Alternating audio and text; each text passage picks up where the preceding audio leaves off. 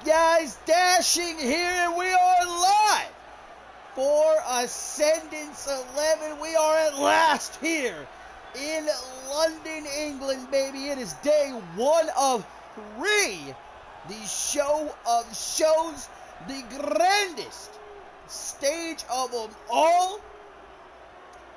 And we are, of course, kicking things off the way we always do here at Ascendance with the Slick B Memorial Battle Royal, honoring the legendary career of the one, the only Slick B. And yeah, I will say, huge shout out to Gumble, 10 gifted subs. Oh shit, as soon as I say that, 5 gifted subs from the legend Bread. You spoil me. Welcome, welcome, welcome all. Glad to have you here for day one. And well, we're finding out here who's going to be kicking things off in the Slick B Memorial Battle Royal. Of course, 20 superstars set to compete here in this over-the-top rope Battle Royal, with the winner not only honoring the life of Slick B, but also earning a shot at any mid-card championship they want post-Ascendance Suntan with the 5 gifted subs. All-time record shattered. Holy shit. Yeah. I don't even think we have that many viewers in the chat right now, but bless to you all. Hell of a way to kick off Ascendance, the 3-day extravaganza. And Harvey Hastings, of course, repping Kill Your Heroes.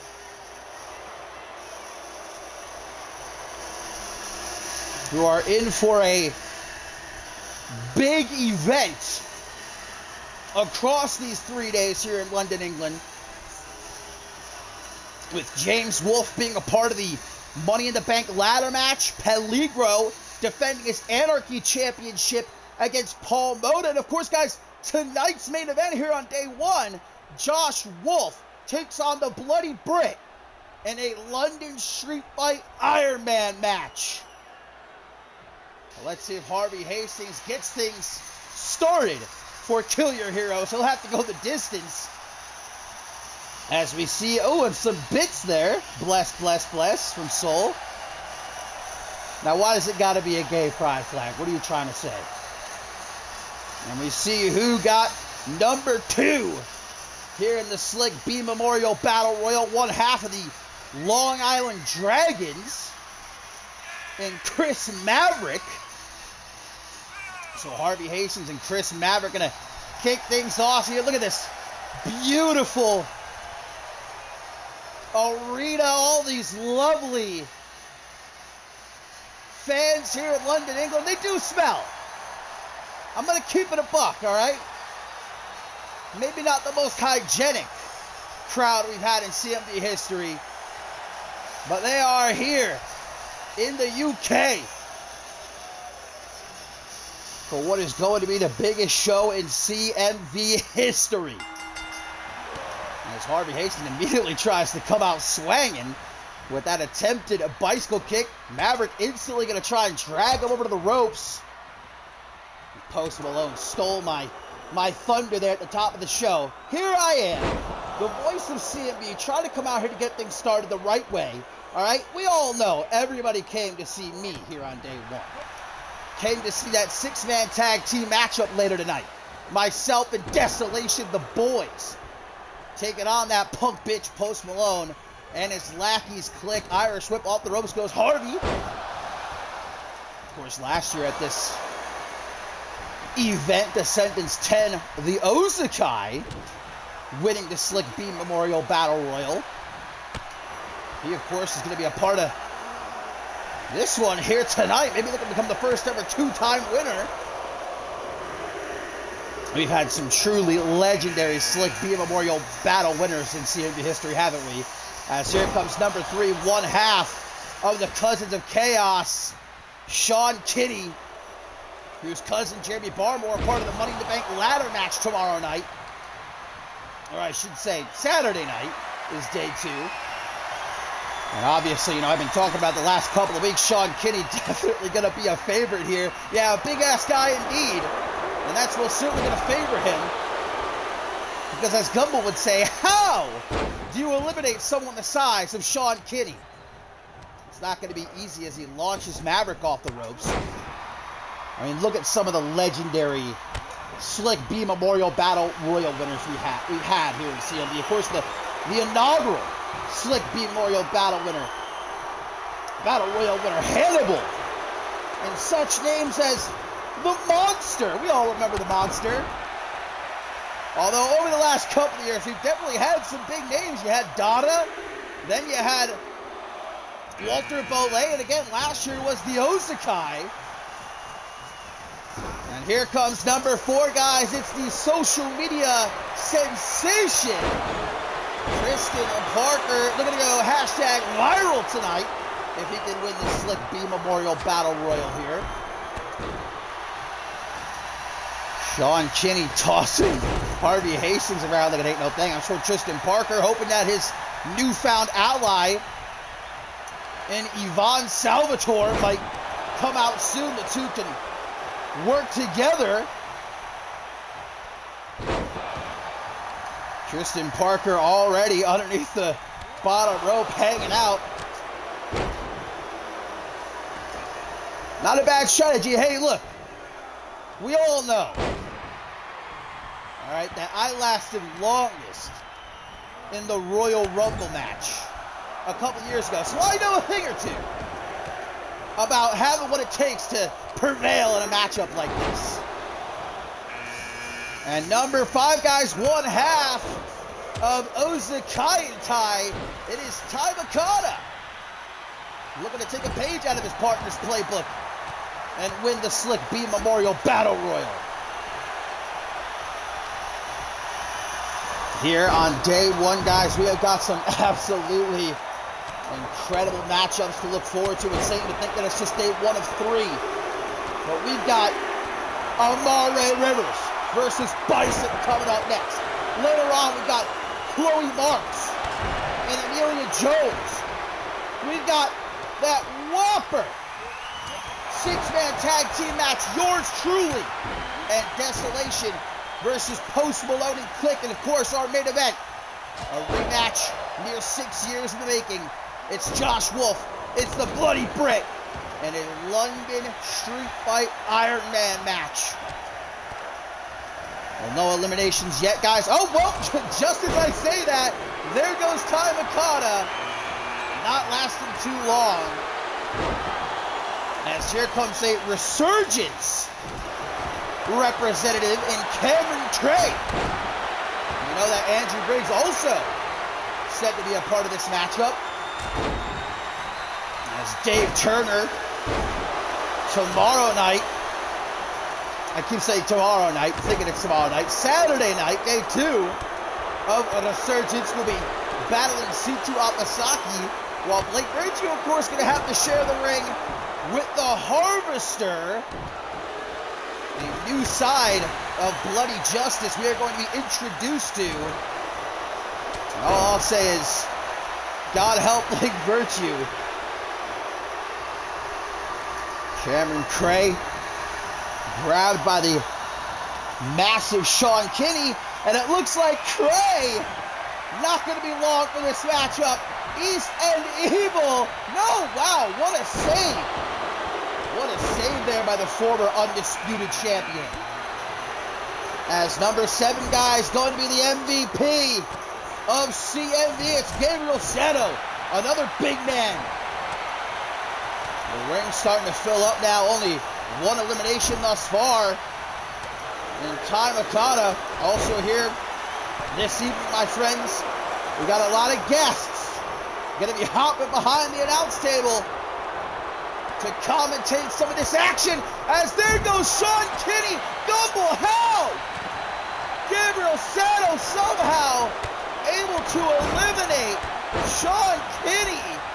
Freaking hoofing him out of the ring. My man's went flying. Harvey Hastings might be up next. No, nice counter by the Assassin.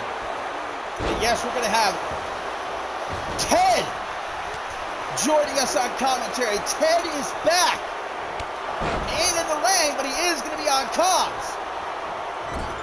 A little bit later on, we're going to have Quincy jumping back on commentary. And, well, calling the six-man tag team matchup featuring myself and Desolation versus Post Malone and Click. Observer Bread going to be calling the action, as of course I'll be too busy beating Post Malone's ass. As here comes Calum Santana out next. Slick B Memorial Battle Royal kicking things off here at Ascendance 11. All for a shot at any mid-card championship the victor desires. Big old forearm smash there by Hastings. And the ring is filling up. Only Ty Makata and Sean Kinney eliminated so far. As we're going to see Cameron Cray and Chris Maverick work together to take out Gabriel Sato. Now the biggest man in the matchup. Tristan Parker looking for his viral moment here at the Show of Shows. Waiting for Ivan Salvatore to get out here. Oh, and the complexion of this matchup has just changed. Here comes last year's winner, the 500-plus pound Ozakai, a former sumo wrestler. This is his kind of match. There's a reason he was victorious last year and went on to capture the International Championship. Of course, his partner, Ty Makata, already has been eliminated, so not going to have any form of backup here. The ring is getting full indeed. We got how many? 1, 2, 3, 4, 5, 6, 7 superstars in there right now. Well, it might go down to 6. Cameron Cray's going to try to take out Tristan Parker, and the social media sensation gets sent packing. Tristan Parker, no hashtag viral moment for him here tonight. As he was coming out, I believe this is going to be number 10. So halfway through. Indeed, and look at this. It's Andrew Briggs of Resurgence. So now Resurgence going to have the numbers game here in the Slick B Memorial Battle Royal. And you see Andrew Briggs immediately coming over to help out his tag team partner. As Calum Santana, the rookie, pounded on Gabriel Sato, Harvey Hastings. Meanwhile, hanging out underneath the bottom rope, trying to rest up. He's been in there since number 1. So is Chris Maverick. Oh, Cameron Cray, I think, just pulled out brass knucks.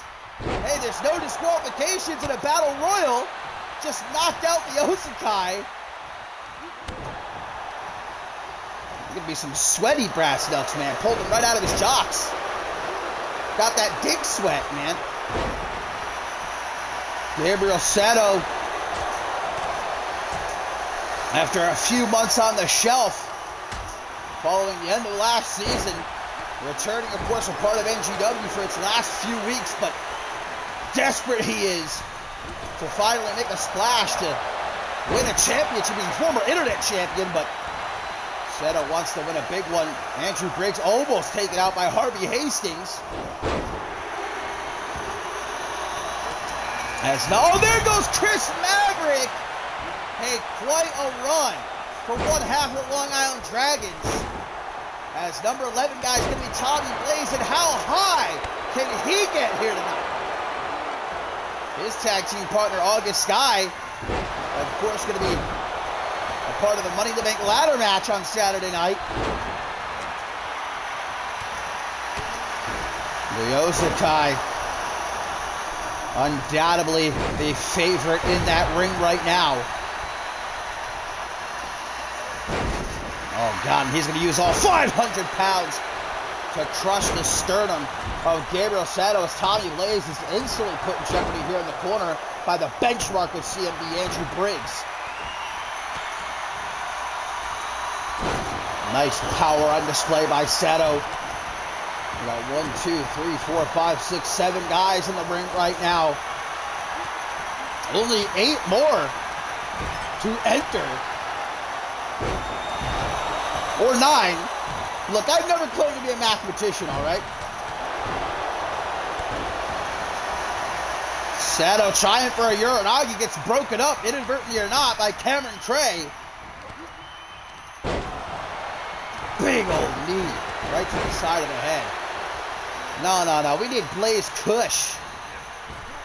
Blaze Kush. Oh, wait!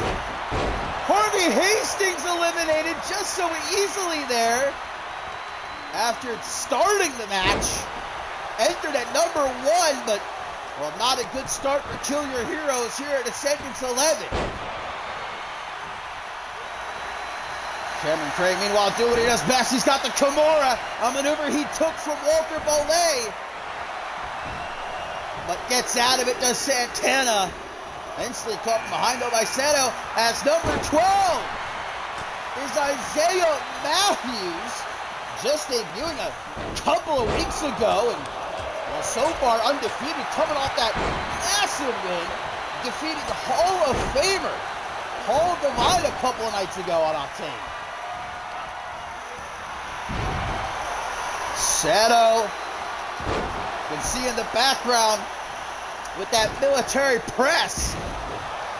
Dropping trailing, it ain't no thing. Meanwhile, Ozakai almost sent packing. Well, Isaiah's time in the Battle Royal will be short-lived. No, he's able to save himself. Now it's Tommy Blaze attempting to rest up best he can, but Andrew Briggs going to try and thwart his game plan. As Ozakai with the squats, and that boy's got some big thighs. Well, Isaiah Matthews going to go after the biggest guy in the ring. Certainly not showing any fear as this kid. As we wait for the next competitor to come on down. Remember, the winner earns a shot at any mid-card championship they want post-Ascendance. And number 13, the bona fide movie star, looking to perform for his UK market here tonight. It's Joe Blade, entering at number 13. Probably still feeling the effects of being put through that flaming table a few weeks ago, courtesy of Trevor Hannibal, but not going to miss out on this opportunity here. His first ever Ascendance. Andrew Briggs looks like he was trying to eliminate Matthews, but Seto was in the way.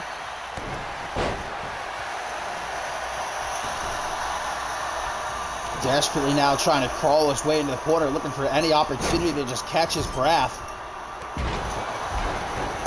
We've now got 1, 2, 3. I can't even count. 1, 2, 3, 4, 5, 6, 7, 8 guys in that ring right now. We need some more eliminations. Well, Callan Santana just got busted open. Off the Snake Eyes, and Isaiah Matthews might be the next to go. No, the rookie's hanging on, but he's not out of jeopardy just yet. Briggs doing all he can to try and eliminate him, but Isaiah hanging on for dear life. Well, certainly Ozakai the biggest threat in that ring right now. Someone's got to eliminate him, but how do you eliminate someone the size of the Ozakai? Nobody could do it last year. Cameron Trey with an attempted delayed vertical suplex, but counters out of it. Santana in the corner. Looks like he was thinking about going for something, but got interrupted. Tommy Blaze going to try his hand at eliminating the Ozakai. No such luck. As we see Blade and Sato working together. Single leg back, body drop. We need some eliminations here. Yeah, Blade and Sato have definitely... Oh, well, I was going to say they've definitely formed an alliance, but it was a short-lived one. Oh, Blaze! Skinning the cat. But barely able to stay in this matchup. Kick to the midsection. Callan Santana with that offense still perplexes me to this day. It's very flashy. Andrew Briggs going for his patented shining wizard. As Blaze was perhaps thinking about eliminating Santana, but got caught from behind with a super kick. And now the Ozukai literally flattening. Look at this. Bodies everywhere. Oh, the MVP of CMV. Gonna be the next to go. Thanks for coming, Seto. Eliminated by the Ozukai. Oh, Isaiah! Even amidst the chaos, showing off that athleticism of his. Wants to showcase himself on the grandest stage of them all. What an opportunity for a young kid like Isaiah. Only a couple of weeks he's been here in CMV. Could he make his mark in a major way? Kimura right now has him caught as Joe Blade with a hammerlock DDT lays out Andrew Briggs. I'm sure Blake Virtue watching on, hoping that one of his boys here, either Trey or Briggs, can bring home the dub. Kick off Ascendance 11 on the right foot for Resurgence. Oh, Callum Santana by the skin of his teeth. Sticking around as Craig gets tossed into the corner. Big Joe Blade. Oh, there goes Santana. Caught off guard. Blindsided by the Ozukai. This man is marking his territory. The Ozukai going to be the first ever two-time Slick B Memorial Battle Royal winner. And here we go at last. Another entrant as Tommy Blaze gets taken out by Isaiah Matthews. And number 14. Wait! The Ozukai! Holy shit! Eliminated by Joe Blade! A massive elimination, literally and figuratively. As the next in, guys, is Maverick Flynn of the Psycho Imperium, to be joined by Josh Omega, of course. And Maverick now going to take the place of Ozukai, who was just taken out as the biggest man of this matchup. The Psycho Imperium over these few days with a chance to really raise their stock post-Ascendance. If either Maverick or Omega can win this matchup, then of course we know Trevor Hannibal going to be in the Money to Bank ladder match. Meanwhile, Hunter Quinn, day 3, challenging the Earl for the Intercontinental Championship. Out onto the apron, Andrew Briggs with a little bit of help from Cameron Cray. And number 15, the anti-hero of CMV, RJ Kidd, enters the ring, after his tough loss to Peligro a couple nights ago, wanting to make up for that in a major way. I still can't believe it, and that was akin to Hulk Hogan body slamming Andre the Giant. Joe Blade hoisting the Ozukai out. Ozukai had a hell of a performance, though. He got a slew of eliminations. Swinging neckbreaker to Cameron Crass. I think Andrew Briggs just got busted open by RJ Kidd. Gonna take the benchmark for a walk. Up against the ropes, the last place he wants to be. There goes Andrew Briggs. One member of Resurgence down. An elimination for RJ Kidd.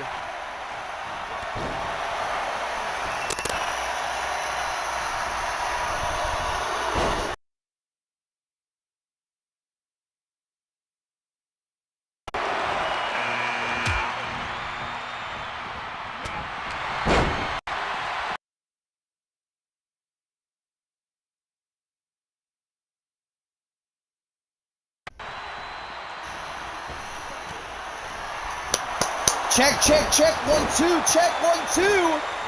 as we just saw Isaiah Matthews, guys, get another elimination, taking out Joe Blade. As Byron Kruger, the former NGW champion, makes his way into the matchup. See you by Joe Blade. Well, that moment of him picking up the Otakai gonna live on forever as a classic Ascendance moment, but unfortunately he ain't gonna be going all the way. Big old Maverick there. And a clothesline to the down Cray. Byron Kruger could have potentially here tonight been defending the NGW Championship against Paul Devine, but as we know, later on, it will be Paul Devine challenging JB Hayes for the NGW Championship. As number 17 is Yvonne Salvatore. A little too late to help out his ally, Tristan Parker, but oh, and there goes Isaiah Matthews, dumped out by RJ Kidd, another elimination for the anti-hero. A good showing from Matthews, but unfortunately, his big breakout moment not coming just yet. Maverick Flynn trying to take out RJ Kidd, who's been on a tear these last few minutes. We only have a few more superstars to enter. Cameron Cray tangling. Oh, with Scotsman who splits East End Evil in half with a mighty spear. Kidd busted up with a double D face breaker. Yvonne Salvatore with that chiseled jaw. His dashing good looks. Not going to take him very far here in this matchup, though. As number 18, we're a long way from Sin City, but the Savior enters the Slick B Memorial Battle Royal. Of course, last year at Ascendance Xi, he main evented Day One, defending the Global Championship, but oh, Trey takes out Byron Kruger. Not long for this matchup. The former NGW champion dumped out. Cray has now been in this match the longest, guys. I think he entered, didn't he enter at like number 3 or 4? He's been in there a long ass time.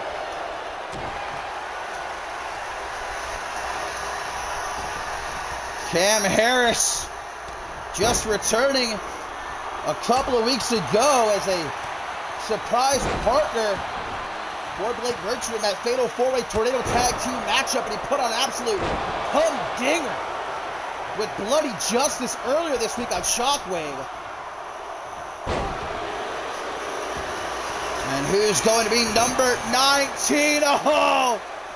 So we know that number 20 is going to be Josh Omega now, as number 19 is Subject Zero of the Arsenal of Justice. The man built like a brick wall. Now, I don't want to be stirring up conspiracy theories, but Subject Zero getting such a late number, you have to wonder if Val perhaps pulled some of those strings of hers. 1, 2, 3, 4, 5, 6. 6 men in the ring right now. Only one more superstar to enter, and we know that's going to be Josh Omega. Maverick Flynn taking a little bit of a break here, as is RJ Kidd. Will Cameron Cray be the Iron Man here tonight? And here we go, number 20. Last, but certainly not least, what a number for Josh Omega. Gonna join his Psycho Imperium ally, Maverick Flynn. And now the Psycho Imperium has a really huge chance to win this matchup, to kick off Ascendance 11 with a bang for the Psycho Imperium. And here's our final 7. You got Cam Harris. You've got Cameron Cray. Subject Zero. RJ Kidd. Josh Omega and Maverick Flynn. One of these men going to be our Slick B Memorial Battle Royal winner earn a shot at whatever mid-card championship they want post Ascendance 11. Maverick Flynn going to try to take out RJ Kidd. Stopped though by Harris as Omega goes off the ropes for a beautiful disaster kick to Cameron Cray.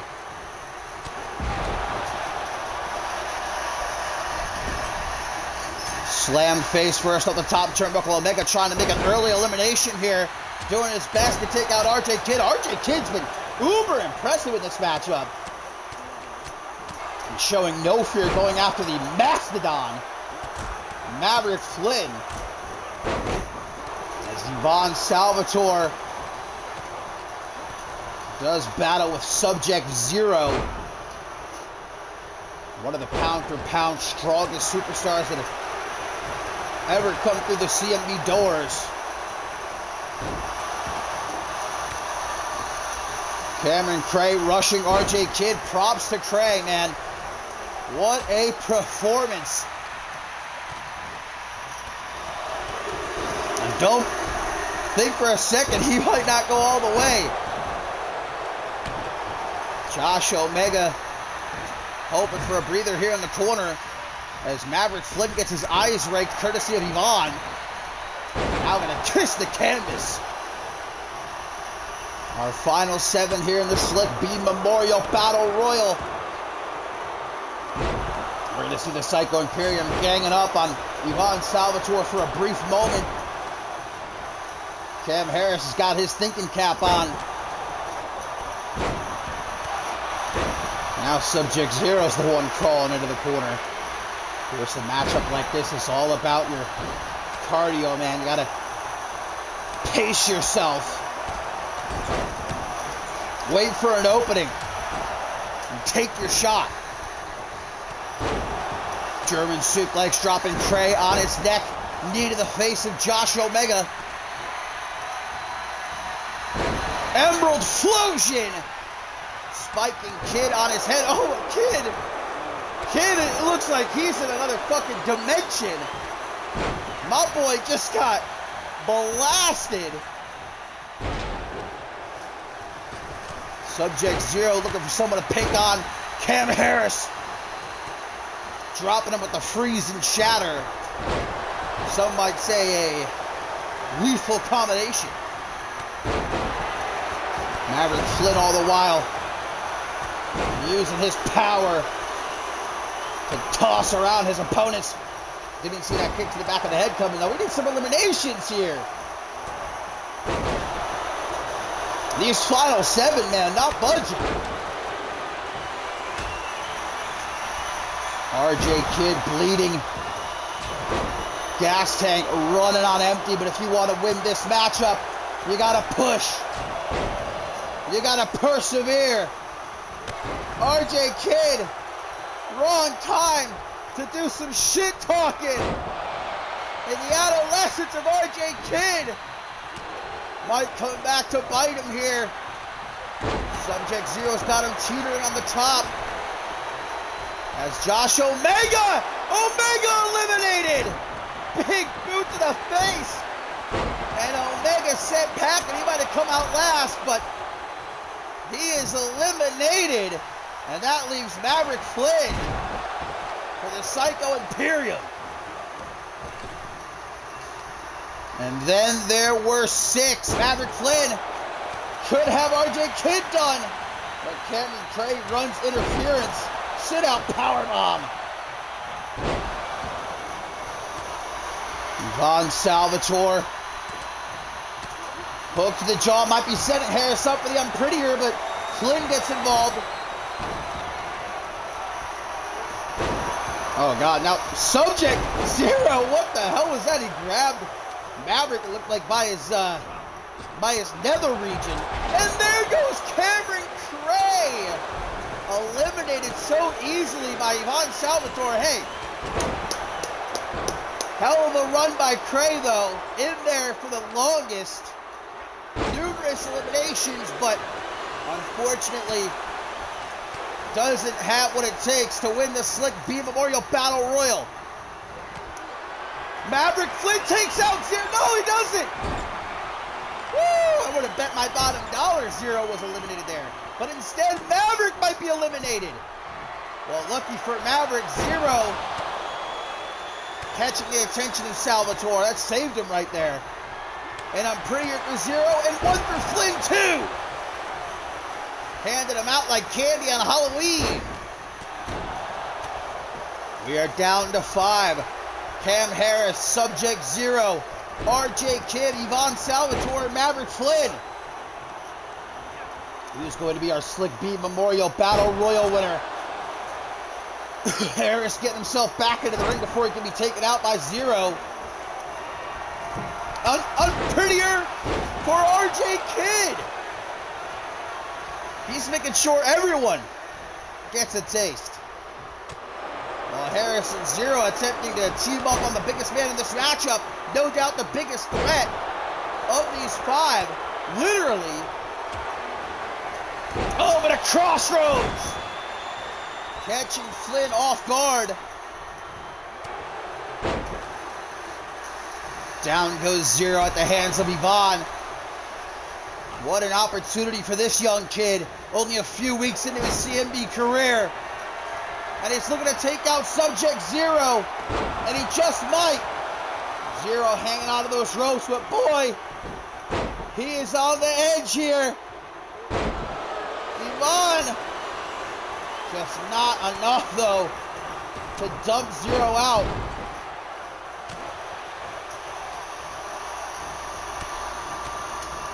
Kicks to the chest by Harris, lays out the anti-hero as Maverick dropping Salvatore on his head.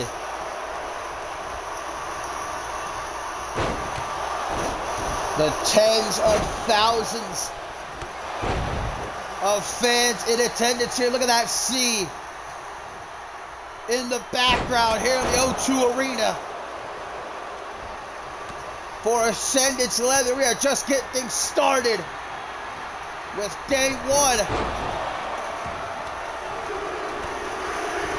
Subject Zero, barrage of kicks across the chest of Salvatore, finishing with a kick right to the back of the head. Cam Harrison, some quick thing, it goes off the ropes. That springboard dropkick. Yvonne Salvatore going to capitalize on Maverick being in the corner. Salvatore might be able to get him out here. Maverick Flynn, though, fights his way back into the ring. Close call there. Snake Eyes going to bust open the Sin City Savior. Oh, God, and a cravat driver. Not doing Harris any favors. He is looking rough right now. Spear from Flynn. Cuts him down, but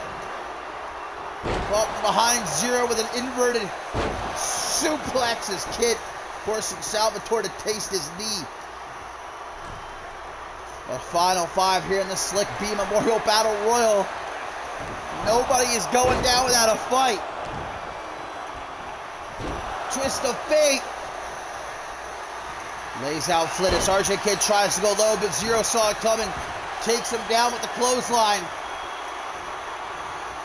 Hoists him up now for the vertical suplex. Well, Yvonne Salvatore applying a ring to Saturn actually got Flynn to tap out. Well, the only way to eliminate someone here is to toss them over the top rope, so I guess a visual victory for Salvatore, but Flynn's still in the match. Flynn gonna turn around. Subject Zero looks to hit him with that cross-legged patella brainbuster. Into the corner, Harris is sent before Flynn can try anything, though. Kidd blinds him from behind. Harris not afraid to go to the ropes, man. Very dangerous in a matchup like this. You gotta be willing to risk it for the biscuit, as the saying goes. And Yvonne Salvatore almost taken out. Maverick Flynn looking to team up with RJ Kidd. Double backbreaker. Only a momentary alliance, though, as Kidd tries to eliminate Flynn. Immediately afterwards, Flynn hangs on, though. Nobody willing to get eliminated here, man. The final five might go on all night long at this rate. Dropped on the back of his head is Yvonne. RJ Kidd doesn't see Harris creeping up from behind, or does he? Needed the jaw. RJ Kidd thrown out. Saves himself, though. I can see any one of these five winning this matchup.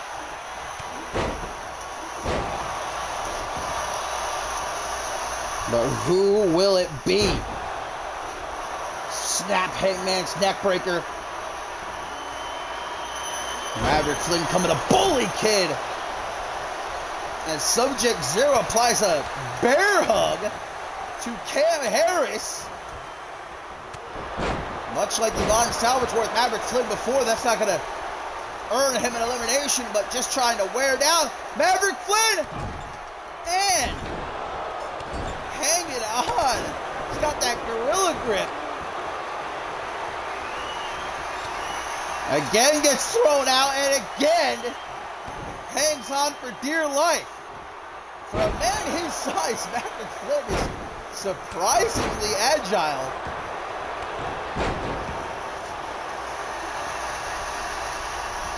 Cam Harris slowly to his feet, helped by RJ Kidd, only to hit him with another cravat driver. Maverick Flynn, is his time finally up? I think it is. Flynn gets tossed out. Maverick Flynn eliminated, and unfortunately the Psycho Imperium will not be seeing victory here in the Slick B Memorial Battle Royal. And then there were four. Cam Harris, Subject Zero, RJ Kidd, and Yvonne Salvatore. Who's it gonna be?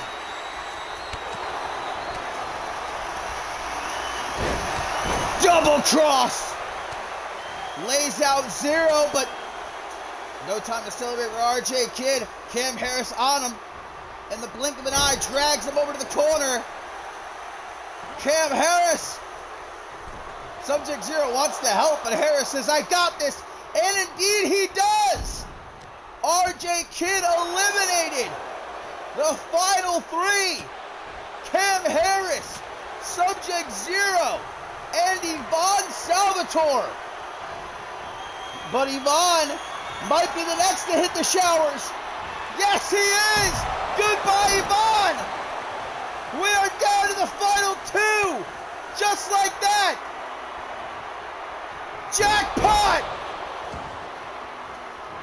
Cam Harris scrambles. He's got Zero hurt. DDT. But now Harris has to hoist up all that dead weight. Somehow get it over the top rope. In front of this London, England crowd. Looks for the people's moonsault, but gets up the knees to Zero. Able to avoid the cacao kick. Reverse STO. Will it be the Sin City Savior? Or will it be the prized puppet of Tailcoat Val? Irish whip over the top. And Cam Harris eliminates Subject Zero.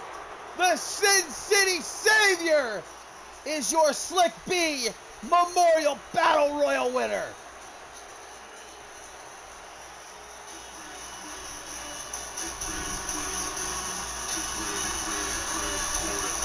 Well, that may have been the most competitive Slick B Memorial Battle Royal in CMB history, man. Especially like the final six.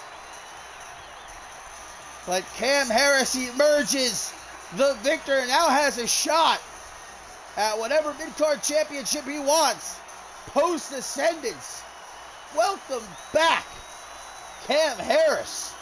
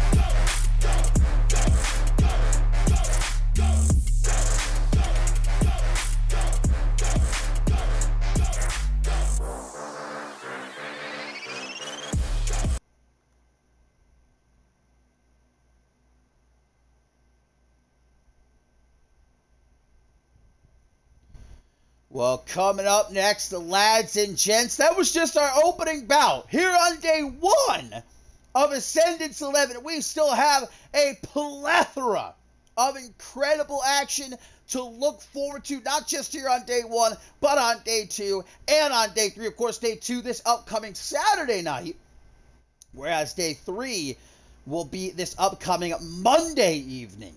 So make sure you mark your calendars. But, well, of course, coming up next, it is the rubber match that we have been long waiting for between Amare Rivers and Bison the Barbarian. Now, a constant thorn in the side of Bison, Amare Rivers has been, especially with this past month, but really since the start of this new season. Of course, remember, Amare Rivers was the first one to hand Bison a loss, to pin him clean as a whistle since Bison's return last season. They went on to have a rematch where Bison would be victorious, putting Amare Rivers through a table, and, well, Bison thought he was done with Amare Rivers, but over the last few weeks, Rivers has been doing what he does best: poking, prodding, irritating the Barbarian, to the point where Bison really had no choice but to give him this rematch he oh so desires here at the Show of Shows. So now Amare Rivers, with his red solo cup, has gotten his rubber match, but once that bell rings, Amare going to be tasked with finding a way to do what he did all those months ago, which many say was a fluke, nothing more than a flash in the pan, lightning in a bottle for Amare Rivers. And a tweet, guys, from Cam Harris saying, hashtag like I never left. Indeed, a huge victory there in the Slick B Memorial Battle Royal for the Sin City Savior. Now we wonder which championship he's going to choose to pursue post Ascendance 11. He'll have to wait and see who the champions are going to be. So Amare Rivers here in front of these tens of thousands of CMV fans, London, England, the gorgeous O2 Arena. And here he comes from the bowels of the O2 Arena, the Barbarian, the dreaded Bison, steps out onto an Ascendance stage for the first time since Ascendance 5. Ascendance 5 was the last time that Bison competed at the Show of Shows. And now a tweet, guys, from Hunter Quinn. He says, things didn't start off the way I would have liked, but there is still a chance. Trevor will bring home the briefcase, and the Earl's family will watch as I take something that he holds dear. Indeed, neither Flynn or Omega able to win the Slick B Memorial Battle Royal, but Ascendance 11 far from over for the Psycho Imperium. As Bison steps up out of the apron into the ring. Amare Rivers, you mad lad. You wanted this. Here you go. Best of luck to you.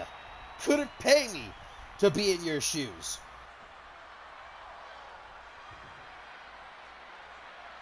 The rubber match.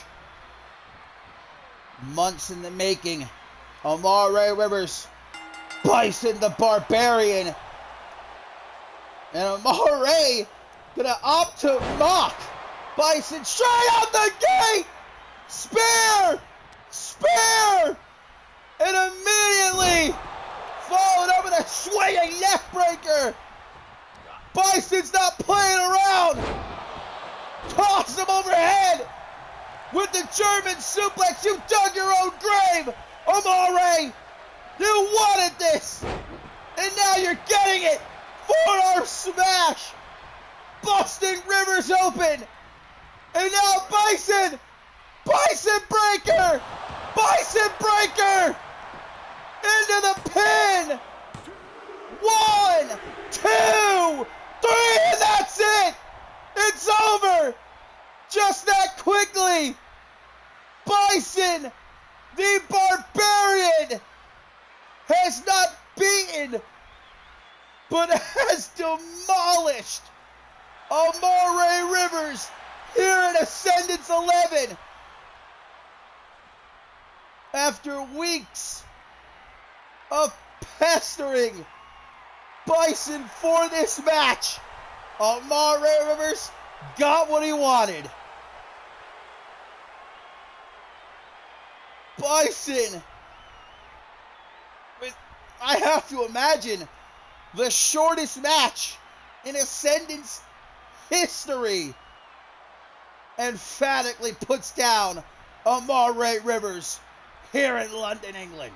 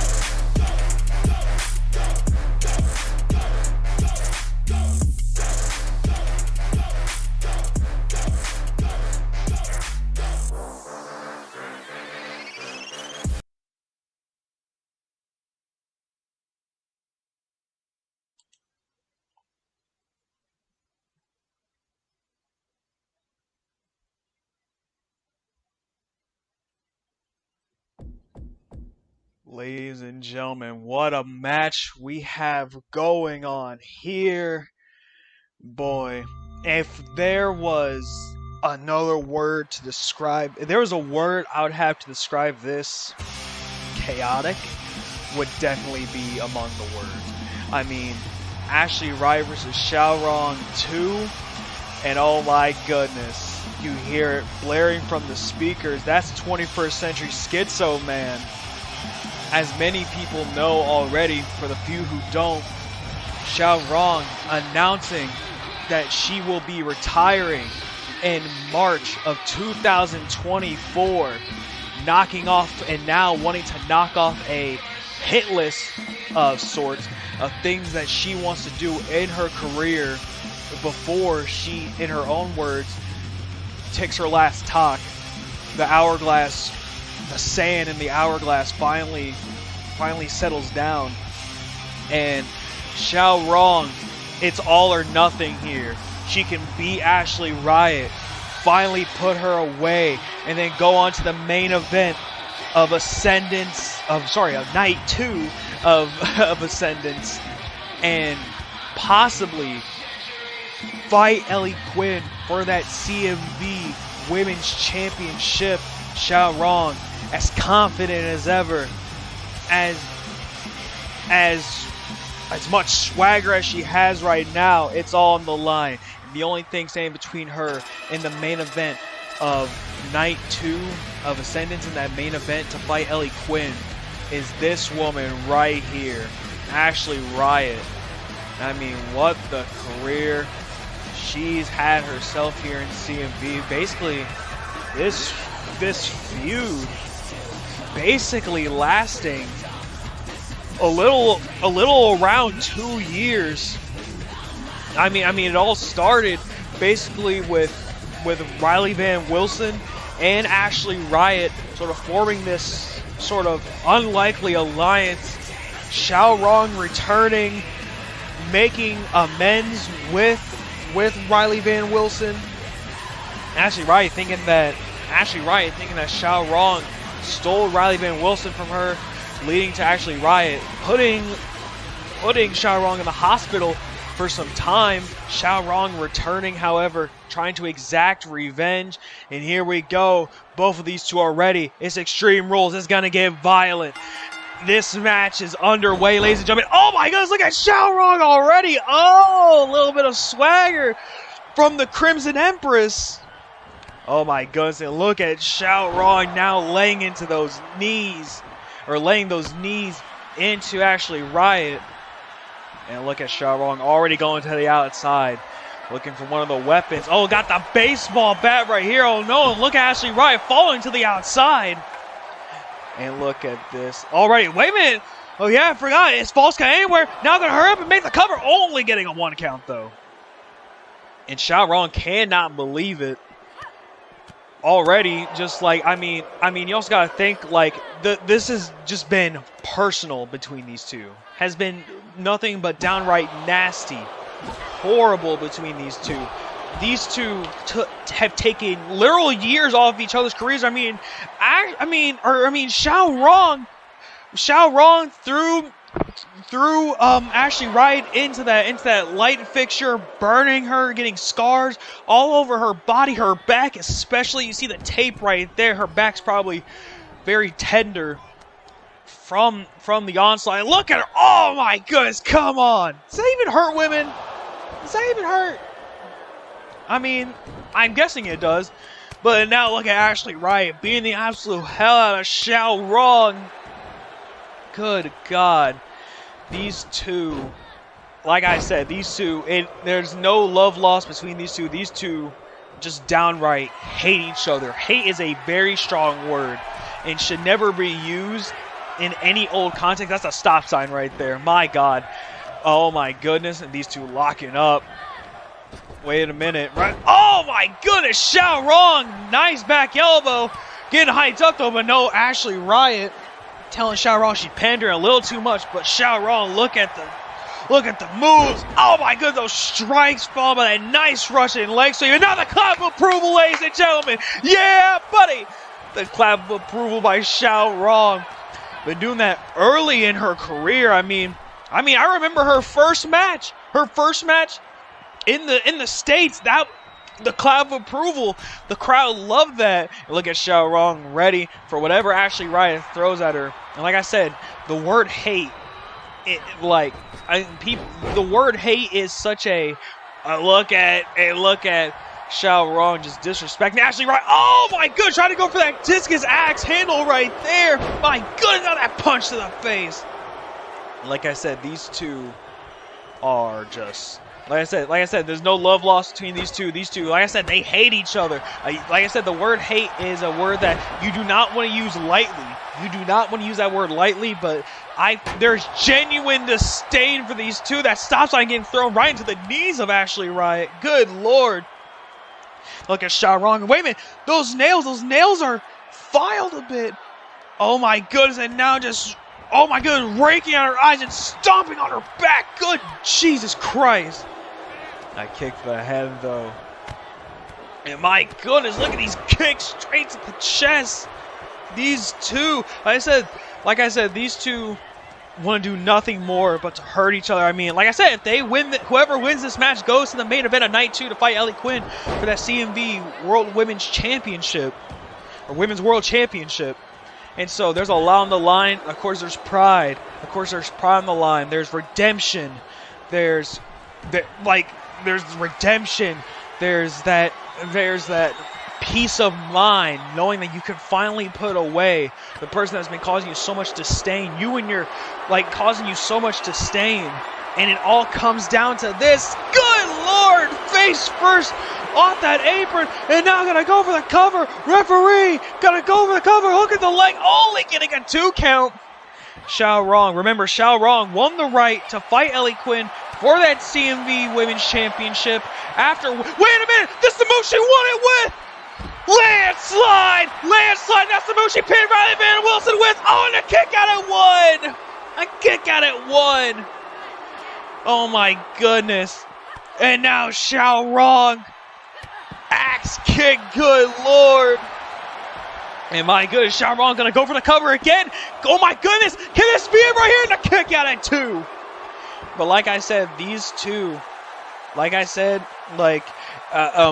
Xiaorong won the right, last pitting Riley Van Wilson in the Elimination Chamber to win this fight, to fight Ellie Quinn, but Xiaorong wanted to get her hands on Ashley Riot. Ashley Riot throwing down the challenge to Xiaorong, and Xiaorong accepting that challenge, willing to go for broke if it means to not only one, put away Ashley Riot, but to 2, complete her dream, finally becoming a women's world champion, something that she was never able to do, and her dreams do not come true just yet, possibly just yet.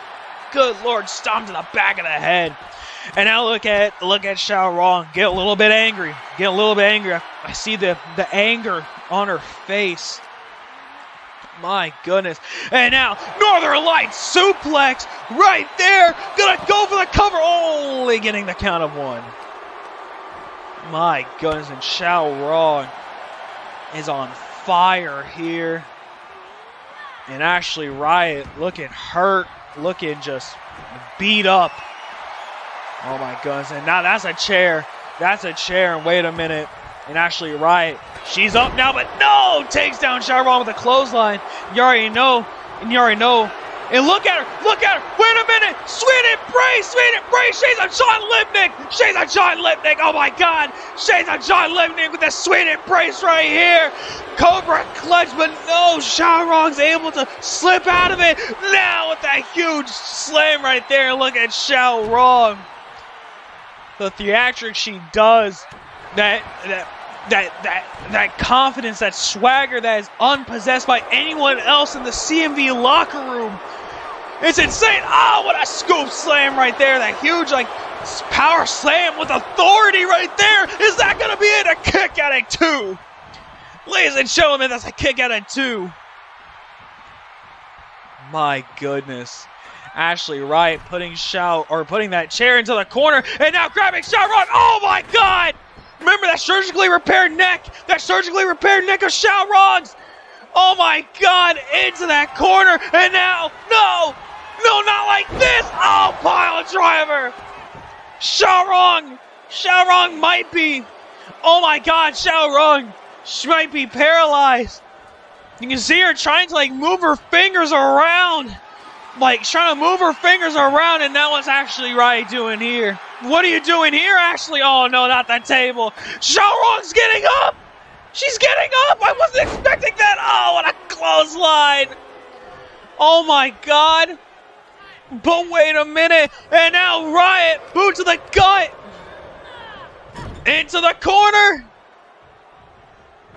What's she doing here? What is Riot doing here? Riot setting up a table right there. And now, wait a minute, lighting the table on fire. Does not see Xiao got up. Xiao grabbing Ashley Riot, throwing her towards the corner. Bringing her up to the top. Oh my God, there's no way. Xiaorong, she's gonna go for time bomb off the top rope. Oh my God, modified time bomb off the top rope through the flaming table. Oh my God, is that gonna be it? That's it, Xiaorong wins. Xiaorong putting away Ashley Riot in one hell of a match. Oh my God. And now Xiaorong gets the main event, night 2 of Ascendance. Oh my goodness. These two fought nail and nail. These two were not going to let the other one try and get the advantage. But in the end, Ashley Riot's desire to put away Xiaorong for good led her to her untimely demise.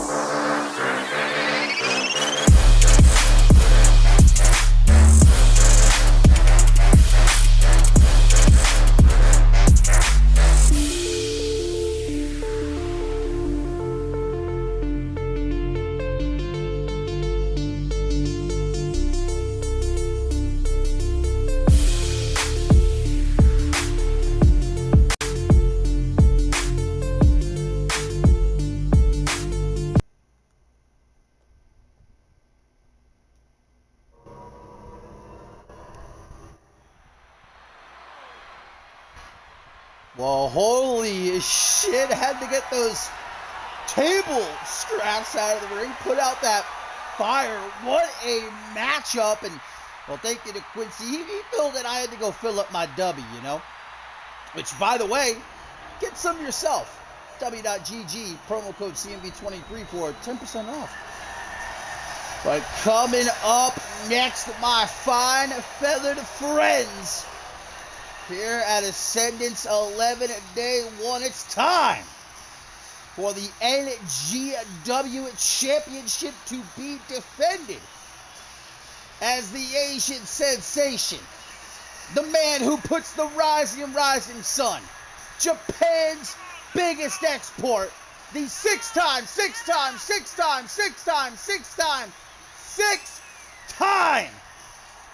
CMV World Champion, Paul Devine, the King of the Hill winner, steps into the ring looking to prove that he can not only hang with the new generation here in CMV, but that he is better than.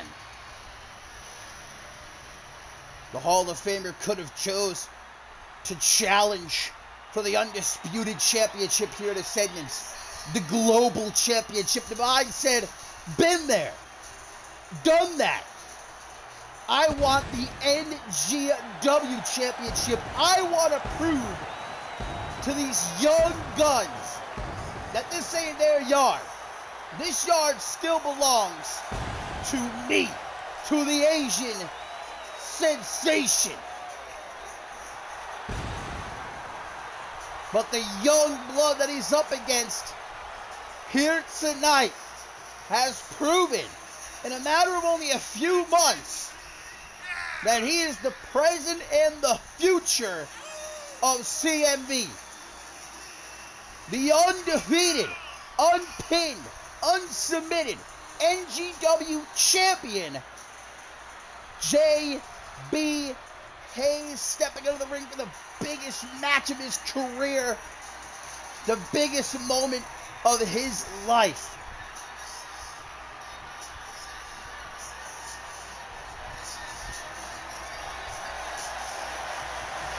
What a moment for J.B. Hayes. A win that will put him definitively on the map.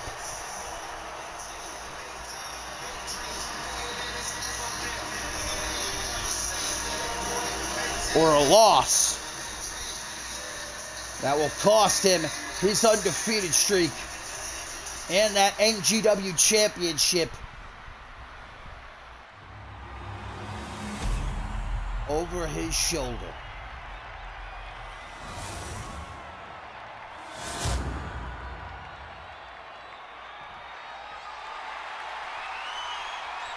It's the living legend, old school, Hall of Famer, Paul Devine,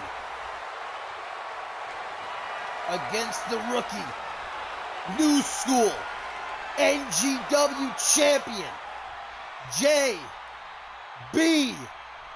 Hayes.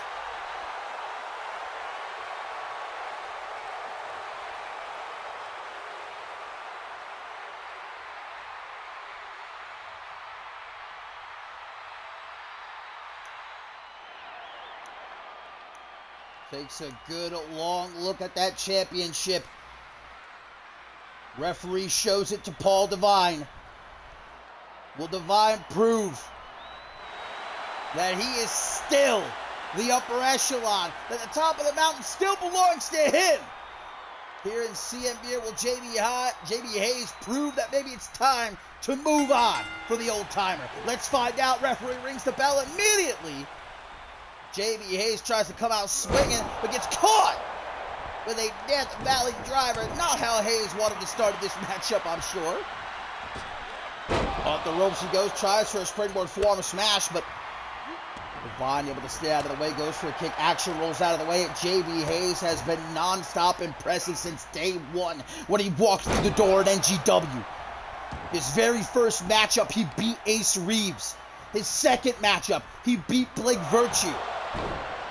Went on to build an impressive streak that led to the NGW Championship at Checkpoint London. And now he defends against arguably the greatest of all time here in CMV. Looking to make a name for himself in a major way. Divine comes off the top with a forearm, but doesn't keep JB Hayes down for very long. As we get a tweet here, guys, from Chris Diamond, who says, "Today's the day Leon Gana gets embarrassed because the greatest general the UK has ever seen doesn't lose on his home turf." Early pinfall attempt to retain by JB, but only gets a 1 count as Divine now with a tornado DDT. And indeed, Leon Gana challenging Chris Diamond for his Global Championship coming up a little bit later on as Paul Divine takes to the air. Proving he might be getting up there in age, but that ain't going to stop him from pulling out all the stops. Quick scissors pin by Divine. Can you imagine if he steals it right here? And he might. Only a 2 count, though. Up onto the shoulders of Divine. JB going to get the snake eyes. Paul Divine has already done just about everything there is to do here in CMV. He is already in the Hall of Fame. But he's still here. He's still standing. He still has something to prove. And looking to prove it here tonight at Ascendance 11. Being a bit cheeky with JB in the corner. Pendulum Meteora and strutting his stuff as he walks to the center of the ring. Now up on the Brett's rope, perfect positioning as he tries for a knee drop. Hayes able to see it coming though. Quickly off the ropes he goes, not quick enough.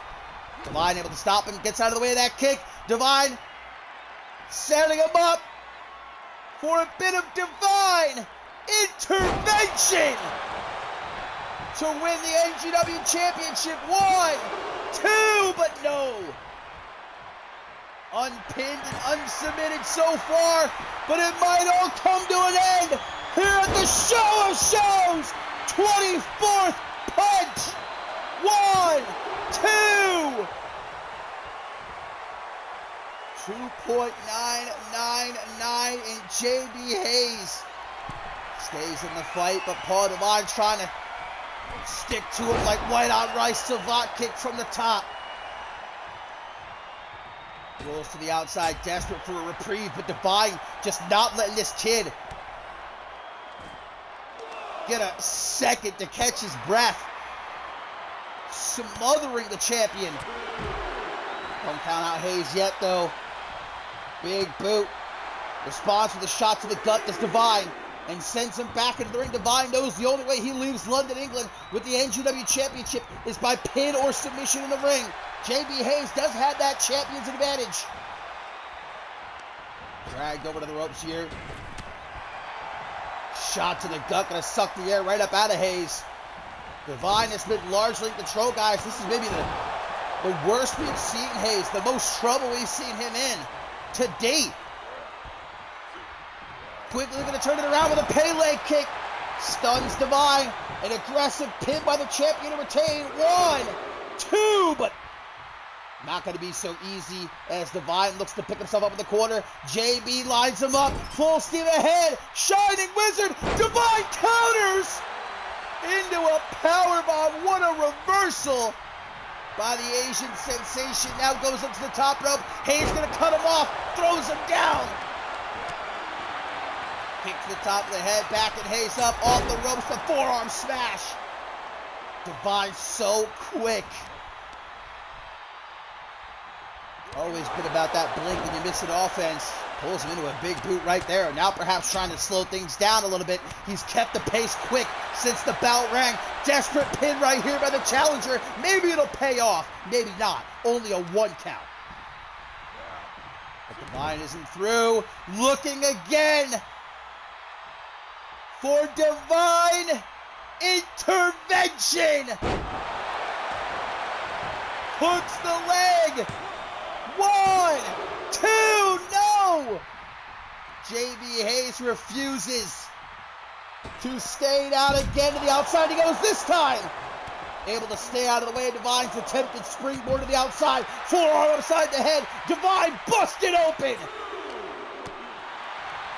Now it's JB trying to take control. Divine going to grab him quickly. Brings him down into a guillotine. A guillotine applied. Not going to do Divine any good in terms of winning the match. This isn't false count anywhere. Trying to wear JB down though. JB gets to his feet. Slams Divine down onto the floor. Back into the ring. JB takes this fight, but trying to use a couple of seconds here to regain his composure. Divine to the outside. Shoulder breaker. JB knows he's got to keep on top of Divine. As we all know, Divine, you give it an inch, he will take it a mile. You leave an opening, he will pounce. Back into the ring, Paul Divine in hot pursuit. JB trying to talk some smack right to Divine's face, showing no fear. Wait a minute! Pedigree? Countered! Alabama slam! What a reversal! The NGW champion lifts him up. Divine tries to act quick. Breaks free before Hayes has a chance to take advantage. Up over the shoulder. Irish curse. Not allowing JB Hayes to get away.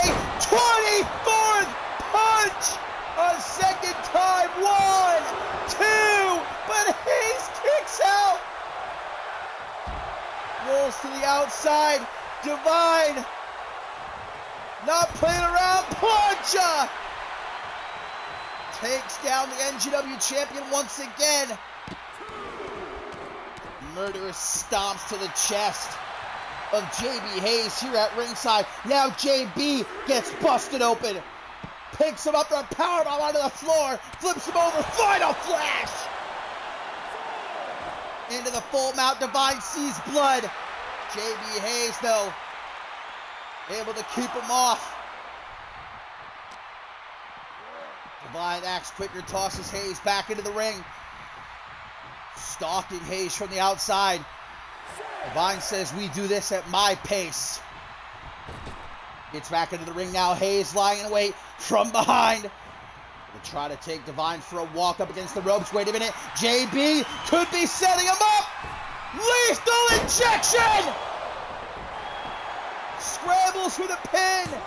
1, 2. But it won't be enough. JB to the top now. Looking to take a big risk late into this matchup. Perched up high. Clothesline. Divine gets right back up. Working on instinct. Pele kick again. Down he goes. Pushes him over for the pin. 1, 2. JB now distraught as he gets to his feet. Lifting Divine up. Looks him in the eyes. Trying to act quicker. Up against the ropes. Looking again. Lethal injection. 1, 2, 3, and JB Hayes is still the NGW champion.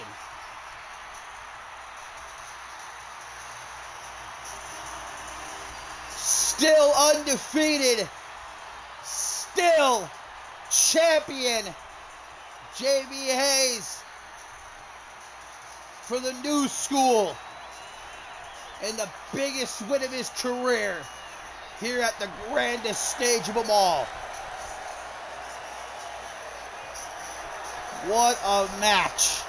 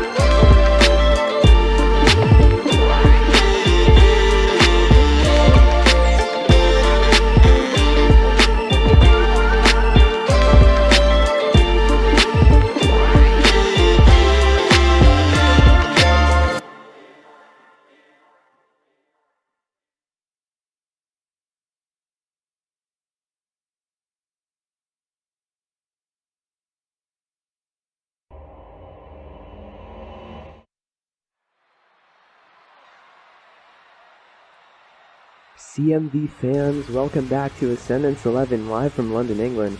I'm your guest commentator for this match, Ted, and we are on to continue this night of great action. Biggest night in all of wrestling. There we see Amelia Jones making her way to the ring. Heading from Portland, Oregon. Recent graduate from wrestling school. Very recent debut in CMV just this season in April. You know, made a name for herself. A bit of a rocky start at first. Had a notorious rivalry with former Women's Hardcore Champion Celestina Marquez. Was able to beat her once during that spout. Ended up losing a title match, and ever since then she's been working her way up the ranks. Still very, very new, trying to find her footing here in CMV, making an appearance here at Ascendance.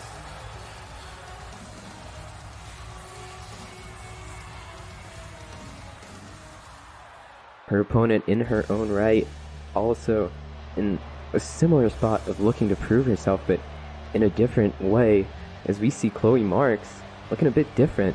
Of course, Chloe Marks, you know, last year at Ascendance 10, we saw her come out of her shell participating in that Money in the Bank ladder match.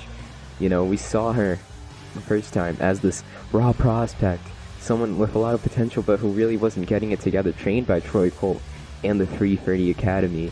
And then that night she really blossomed into a star. Ever since then, had a legendary best of 7 series with Gianna Di Natale, broke undefeated streaks, assumed the title of the Prodigy of CMV. We all saw what her ceiling could be, but she ended up being unable to really match that potential for a while. You know, a streak of losses to Amber Reed, Troy Evans, Ari Lee, lost in the Incarcerated Scarface's chamber match, couldn't even make the Purgatory chamber match, you know. And that just, Chloe Marks, those losses got into her head. And then on Shockwave 50, after defeating Amelia Jones, she decided to take it out on the rookie, attacking her with a steel chair, and that is how we got here. These two been at each other's heads ever since. Amelia defeating Chloe Marks and others, actually a team of Amelia, Lexi Moniz, and Ari Lee, defeating Chloe Marks, Precious Pratt, and Zara Reed on a tag match, and Chloe Marks actually shaved her head. Sporting a new look to go with this new attitude as we start the match. Amelia Jones on the offensive right away.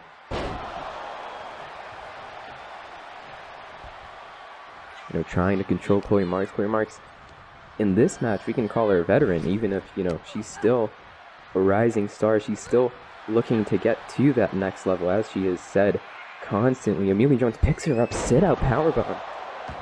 Already taking a fight to her. She's not afraid of this big stage right here. You know, before the match a few weeks ago, Chloe Marks said she's got everything it takes to be the future of this company. Meanwhile, Amelia Jones wouldn't even be here in a year's time, so she is going to give this woman the match of her lifetime. I don't know. I think Chloe Marks maybe saying too much, but she needs to back her words down with offense right here, and that is what she's doing, taking the advantage. And right as I said that, Amelia Jones counters with that, adding pressure to that knee. Very wise, could set up for something later on. Now off the ropes. What is it? Oh, knee and a kick to the back of the head. Of course, Amelia Jones, notably, even though she's from Portland, Oregon, very inspired by the Joshi styles of Japanese wrestling, so that's a lot of stiff strikes, as we will see in this matchup. Now ground and pound punches to the side of the head and a stomp to the chest to finish it off. To the stomach, actually. But yeah, Amelia Jones, you know, last octane before Ascendance, off the rope break on that submission. Chloe Marks gonna roll out of the way. Oh, Amelia takes the opportunity, springboard forearm. Staying on Chloe, 100%, a great start for the rookie. And now once again working on that right knee. But yeah, on Octane, Amelia able to defeat Celestina Marquez. And, I mean, Chloe attempted to interfere, attempted to cost Amelia that match, but it did not work out. It backfired on her.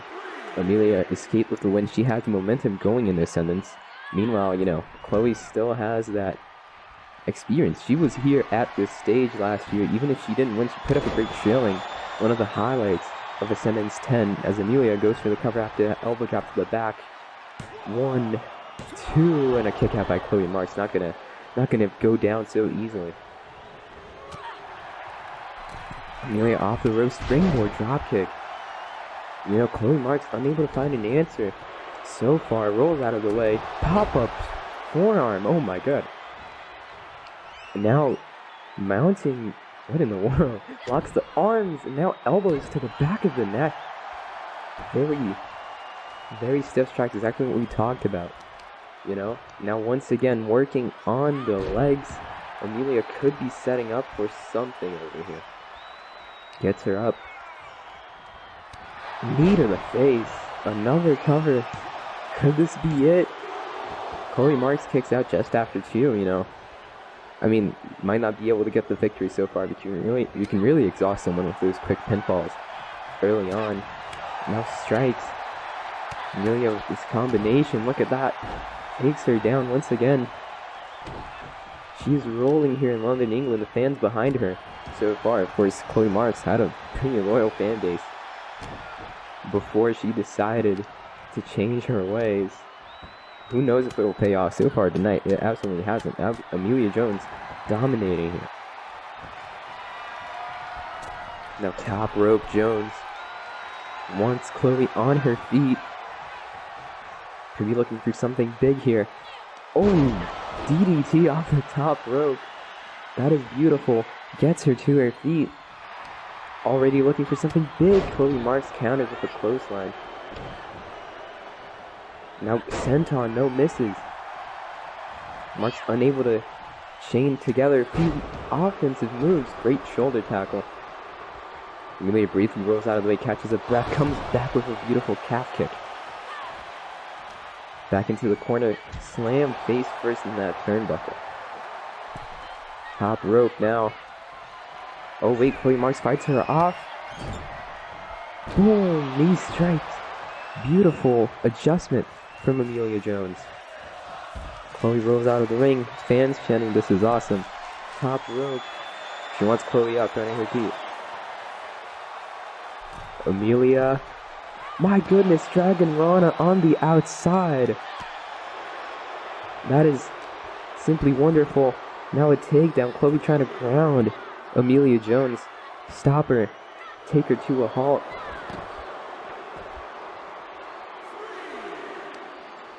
Now brings her back into the ring. You know, Chloe Marks, you can never really count her out. Even in... Oh wow, another springboard dropkick. You can never count her out. She always finds an answer, but so far it's looking very bad. Those Kawada kicks to the face. Now over the apron, no, changes her mind. Thought that would give Chloe an opening, but not really. Now in the corner, off the ropes, ends it, yay. Amelia Jones using a lot of high-flying offense tonight. Bunch of springboards, bunch of top rope maneuvers. Chloe not sure how to go against that. Another DDT from the top. Now those ground and pound strikes reverse. Chloe ends up on top. Chloe ends up on top in the senton, twisting around. Pretty impressive. Oh, tries to go for a chop, gets reversed. Off the ropes, another drop kick. Amelia Jones now putting her... Oh no, once again, Chloe able to reverse it. She is not going down without a fight, not really letting her... Oh, now going in for those headbutts. I mean, she has less hair now, less cushion for those, you know. Amelia right back to her feet. Chloe goes at her. Already brings her back up. Combination of strikes. No, reverse.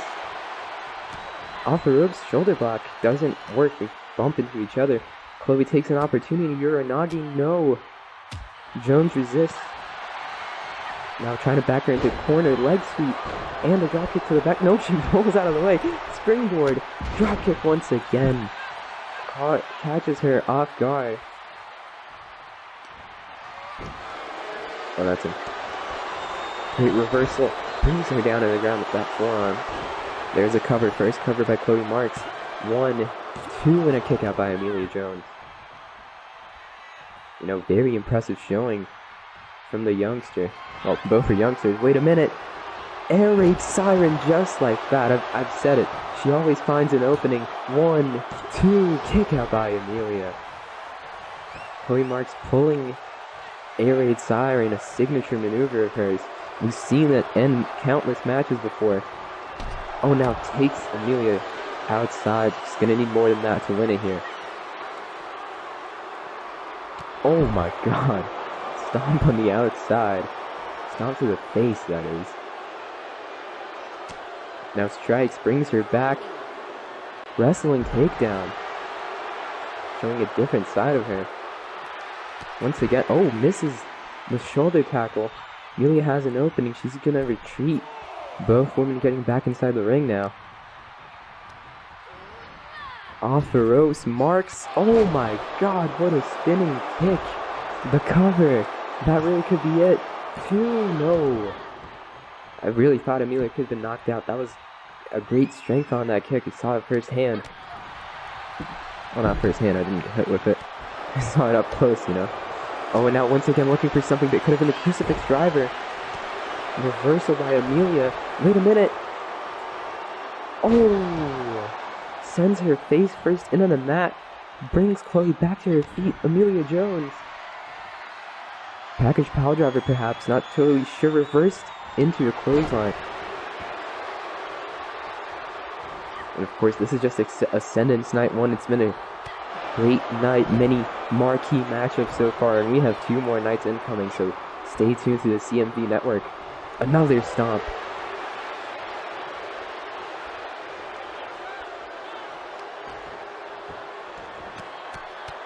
Now those forearms to the side of the head. Wearing down Amelia Jones. Takes her back. Slams her arm. Chloe now finally gaining the control that she desperately wanted. And a dragon screw takes her down on the mat. You know, I personally really expected a competitive matchup right here, even if both competitors probably wouldn't agree. Drives her face first in that middle turnbuckle. A lot of character shown by Amelia. She's loving it. I expected a competitive matchup, and that is exactly what we're getting, DDT. Now staying on her. Wait a minute. Elbow to the stomach. And now... Oh! Off the rope springboard dropkick. A lot of range on that one. I did not think she was going to connect. Off the ropes. Brett comes back, tries that big boot once again. That's a discus big boot by the looks of it. Didn't recall it right the first time. Goes down. Leapfrog. Amelia Jones looking for something. Ends up bumping into her. Chloe able to evade whatever she was trying to do. Now off the ropes once again. Doesn't really work out.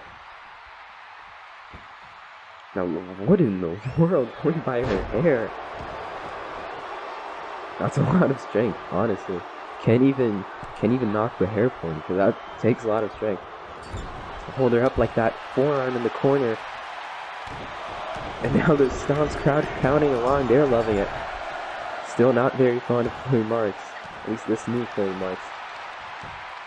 Now slamming her into the mat.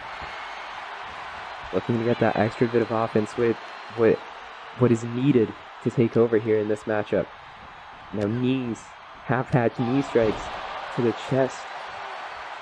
Jones to the top rope, could be looking for something huge here. Oh, wait a minute. Moonsault. Picture perfect. That's going to go on all the posters. Now back to her feet. Chloe Marks quickly counters. Oh, so does she. Now the strikes coming down big like a house of fire. What a shot. Just when you thought Chloe had her figured out, Amelia able to evade, hits that back heel strike. And now Chloe Marks has her on the ropes. Oh no. Oh my god. Neck first, in on the bottom rope. That's huge. Cover. One. Referee catches the rope break after one. Never really trust those referees personally. But this time it worked out right in front of him. Big senton by Marks, tries to chain it into another one. Very fond of those senton. Big knee to the face. Knocks her out cold. Now once again on that knee, she started attacking early on in this matchup. Later, you know, she lost control. Sort of lost focus, but still can never count out. She's got her plan, and so does Chloe. Air raid siren for the second time. There's the cover. 1, 2, could this be it? No, kick out. Amelia Jones, incredibly impressive here in her Ascendance debut. Of course, this is also Chloe's singles debut, but in a much different way. Tries for big splash, rolls out of the way in a senton. Chloe Marks really does not have Amelia's number here. Wait a minute, Uranagi! And she goes right into the icon of Vice, but it's right on the ropes. Referee sees it. That could have been huge for Amelia Jones. Certainly scared Chloe Marks enough. Now a Dragon Speed takedown. And a big senton to follow up. Now gets her up. Big boot.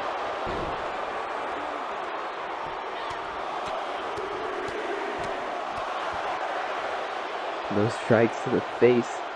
Chloe Marks has Amelia up. What could she be looking for? Off the ropes. Ooh, fall-away slam. Not a fall-away slam, sorry. Beautiful side slam, clean up, cover, and that's not it still. Amelia Jones showing a lot of resistance, resiliency, and other words of the sort. Amelia Jones showing a lot of resistance. Here in this matchup, takes her down on that knee, goes for something big, rolls out of the way. Not totally sure what she was looking for from behind. Oh, and now, arm wrench clotheslines. Able to control the pace of this match. That is what Chloe wants, especially with how energetic Amelia's offense has been. Top rope, springboard, all that stuff. Chloe Marks now on the top rope. Going away for her to get up. Chloe Marks, crossbody gets caught. Amelia with a huge slam on the outside.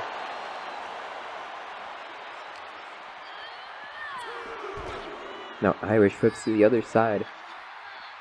Right in front of the fans. They're gonna love this once again. You know, and I mean, personally, I was a big fan of Chloe Marks. You know, this new stuff, new way she's walking around here, like she owns the place. I don't really, not really into it, but who knows if it pays off. You know, she's smart. So far today, it has not paid off. You know, it's been a very tough matchup. She obviously discredited her opponent in a way, but still expected the match of a lifetime here. Or at least a match of a lifetime for Amelia Jones, because Chloe Marks, even in this past year of experience, you know, might sound like a little, but she has had amazing bouts with pretty much everyone. Now taking advantage here, beating Jones with those forearms on the ground. Now a counter. Amelia has her up in a fireman's carry into a discus forearm.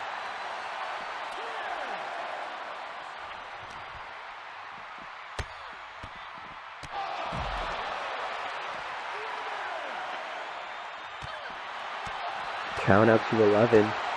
You know, some think that a count out is a legitimate way to win. Clearly not Amelia Jones. She gets back in the ring. Well, actually, she does think it's a deliberate way to win. She's not going to get Chloe back. No, yes, she has. Commentator's curse, I guess. Oh, and a miss. Tries to go for a cheeky clothesline. Chloe evades, but Amelia right back on top. Big knee.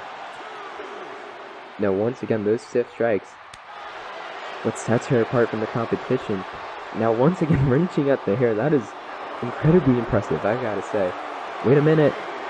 Chloe wants her up here on the outside. What could she be looking for? Oh! Suplex cutter. That's a move that Amelia uses frequently. Not only is it a devastating move, I mean, just imagine how it feels to be hit by your own maneuver. Just the mind games from Chloe Marks. Amelia thinks she has it right there, but taken down to the outside. But she wants her back up. Chloe Marks dives with a crossbody, once again gets caught. And again, that same slam. Thunderous impact on the outside. And now that's a padded floor, but that padding does not do much, you know? Now the strike. Chloe Gonna send her face first into the barricade right in front of those fans cheering for Amelia Jones. Now attacking that left knee.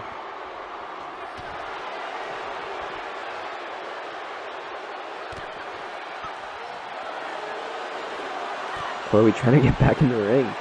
Jones not allowing any space to be created in the strike exchange. Reversals and reversals, oh my god.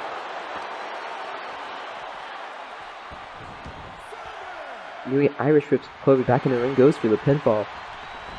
Could this be it? She's worn down, cover 1, 2, kick out. Gonna need more than that, even if this match has been going on for a good while. Chloe has taken a lot of hits, but she will not back down. Doesn't matter. Oh, doesn't matter how she's acting. Look at those strikes. Comes in charging. And now she goes for the cover. Could this be it? 1, 2, kick out. You know, the same can be said by Amelia and Chloe. Getting frustrated. She clearly did not expect things to go this way. Big punch. Takes her back down to the ground. Now retreats to the corner. Gets caught. Oh! My goodness, what a shot. Chloe in the top rope. Amelia gets herself back up using the ropes. Big double axe handle to the back. Now Chloe's top to the back in a senton. On her feet, marks. Irish whip. Oh, once again, the discus big boot. Amelia doesn't know where she is now. Chloe can capitalize. Goes for a strike. And Jones adjusts. Wait a minute. Gets her up. Dude Buster. Dude Buster. She's used that move to get countless wins. But she's not done quite yet. Gets her up. Package pile driver. Spikes Chloe Marks on her head. And I think that might just be a reposition. So gets her away from the ropes. Could have wasted a little bit of time. 1, 2. Kick out by Chloe Marks. And Amelia Jones very frustrated, but really might have taken way too much time repositioning her. You know, that referee maybe wouldn't have seen that she was so close to the ropes. Can never trust the CMV referee's big DDT. Chloe's still loopy after that one, not really able to come back. And Amelia has every moment to herself right here. Look at those strikes. Oh, stomp to the foot and her knee to the face. Top rope. And a big elbow, no! Chloe gets out of the way and takes her down with the forearm. Now another senton. Marks. Big strike to the back. And a chop to the face. My goodness. Up on her feet looking for something. Amelia tries to fight back. Chloe still has the advantage and once again. She's just gonna rip out of all the hair. Both of these women gonna be bald after this match because the way Chloe's been going after Amelia's hair. That big bulldog.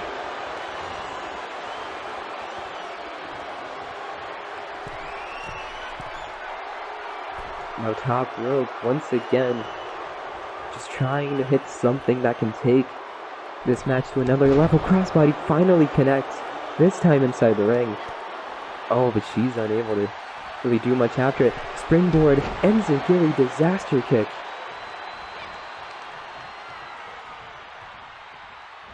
Now Amelia, big suplex.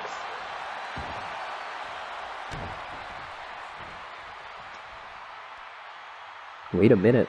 Locks her arms and now this strikes the back of the head. Tries to hit more of those ground pound punches, gets countered. Goes for a quick cover. Could steal one right here, kick out at 2.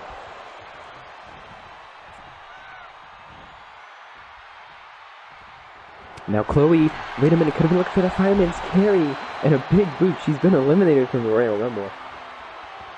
Where my good pal Dashing once lasted the longest in the Royal Rumble a few years ago. And oh my god! Amelia goes for a big suicide dive, ends up falling almost head first on the outside. Chloe playing possum almost, trying to draw that reaction from Jones. She knows how she likes to fight. She's seen it throughout the night. And that's huge, Jesus. Take a fall like that could be very damaging. Chloe has Amelia inside the ring, goes for clothesline, gets shrugged off. Irish tripped into ropes, and a shot to the stomach could be devastating. Ripcord forearm. And now, the beautiful knee DDT. One of the most devastating moves in sports entertainment and in wrestling. Now those strikes ends up with a big stomp to the stomach, showing no respect for Chloe Marks. And once again attacking that knee. The knee brace is in the other one. Maybe that one could get one soon. Chloe takes advantage. Chloe Marks creates a spear. Chloe Marks hits the spear, rolls right back into the cover. 1, 2. Chloe Marks wins here at Ascendance 11.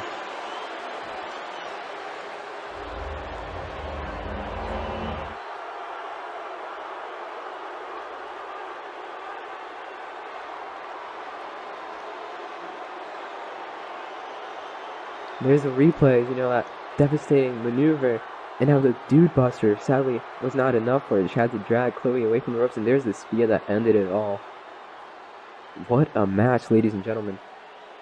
Chloe Marks can celebrate, the fans are not, but she sure is the prodigy of CMV, showing that she made the right decision.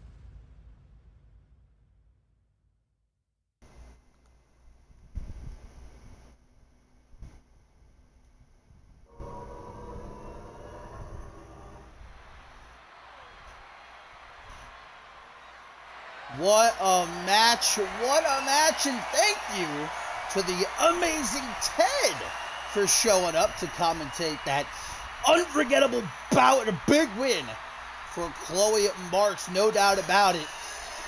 New look to go along with a new attitude.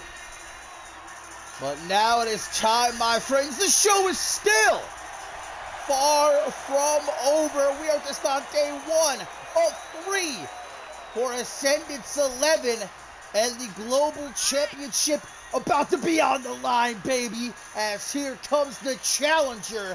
Here comes Leon Gara. A long way from home, but here in London, England, showing up on his opponent's home turf, looking to, at long last, win the big one. Don't leave your seats. Don't go anywhere. We've got this great matchup, guys. And then coming up next is the matchup you really all came to see. Yours truly getting in that ring with the boys' desolation to put a hurting on that punk bitch Post Malone and his buddies Click. As here he comes, the global general, in front of his friends, his family, here in his home country. The biggest match of Chris Diamond's career.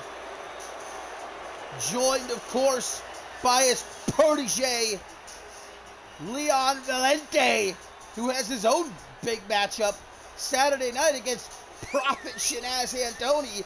Yeah, I mean, Chris Diamond always known to go all out when it comes to Ascendance.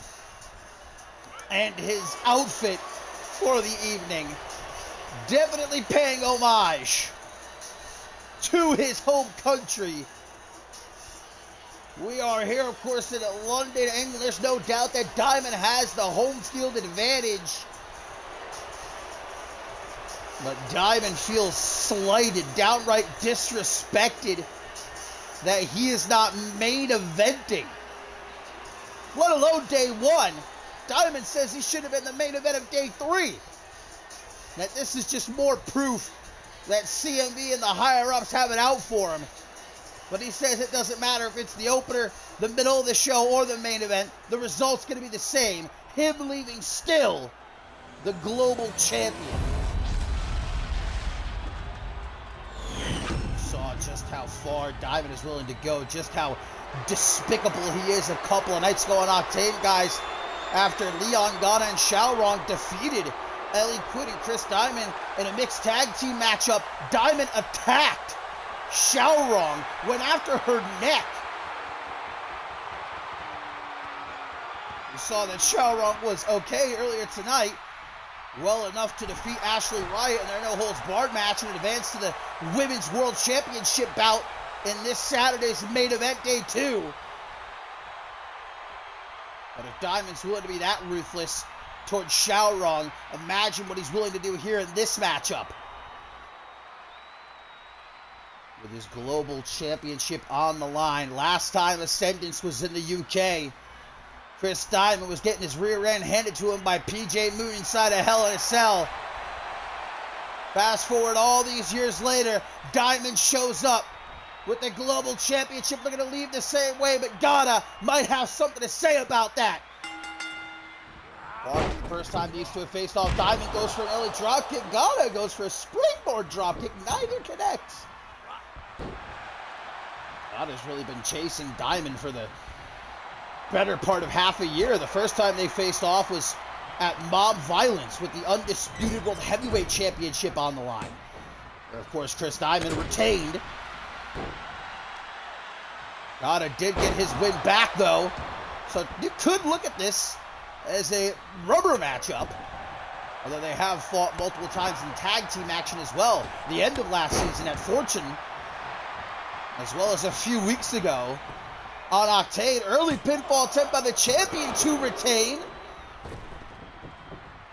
Rolls to the outside. Leon Valente, of course, going to be a factor. Ghana not allowed to get back into the ring. And Diamond, with the crowd obviously largely on his side, Ghana's just got to find a way to zone them out and focus on the task at hand. And we got to hope that Valente doesn't plan on getting involved. Back into the ring, Diamond is sent.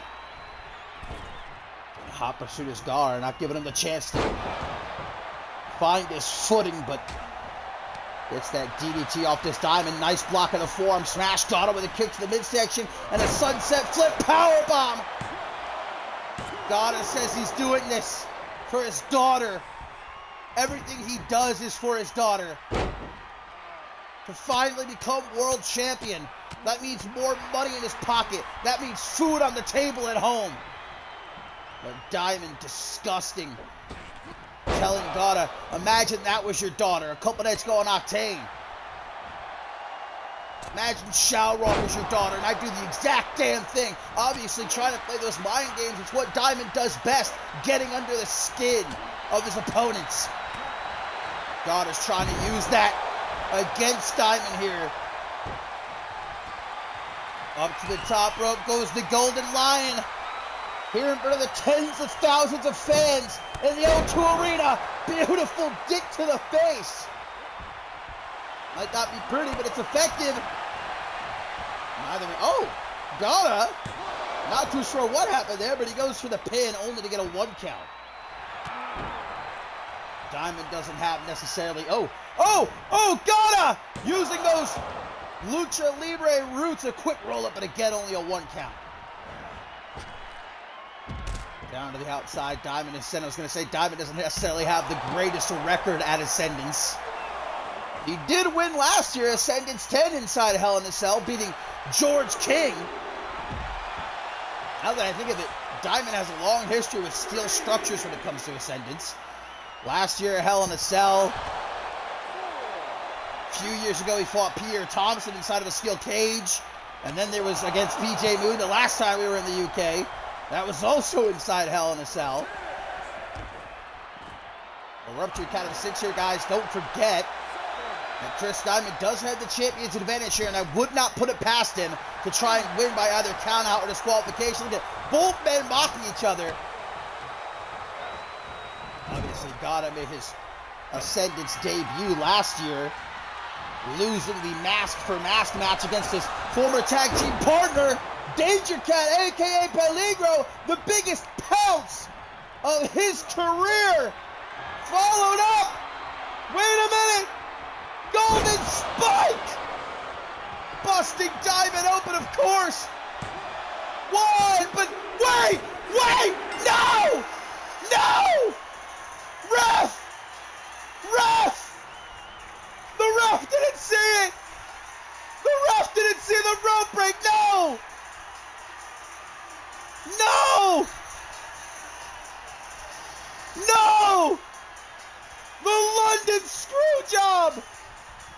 The London screw job! The ref didn't see the rope break! And Leon Ghana is the new CMV Global Champion! The ref didn't see it! Diamond had a rope break after the 1 count! Unbelievable! The steel! The London screw job here in Ascendance 11, but Leon Ghana doesn't care. He's the new global champion.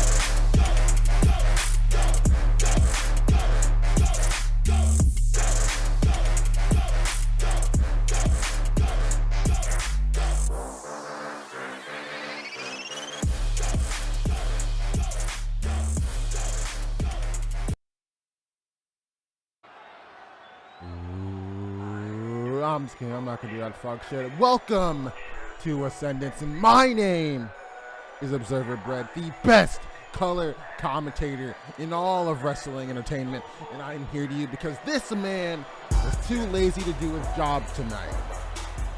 That's fine with me. Hey, a payday's a payday, and I'm making that Ascendance money, baby, as Dashie makes his way to the ring. Look at this goddamn clown deciding to be an in-ring competitor. I truthfully can't believe it. Okay, when you know your lane, when you're good enough to stay in your lane, that's where you stay. He just stayed behind the commentary desk and said he's excited to prance around to Drake like he can even afford this song.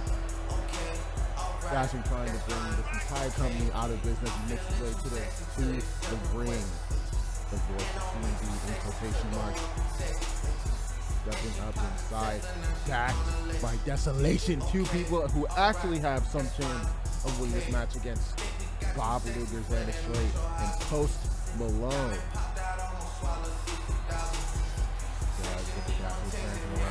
This match is an embarrassment. Get behind the commentator's desk. I don't need to be here.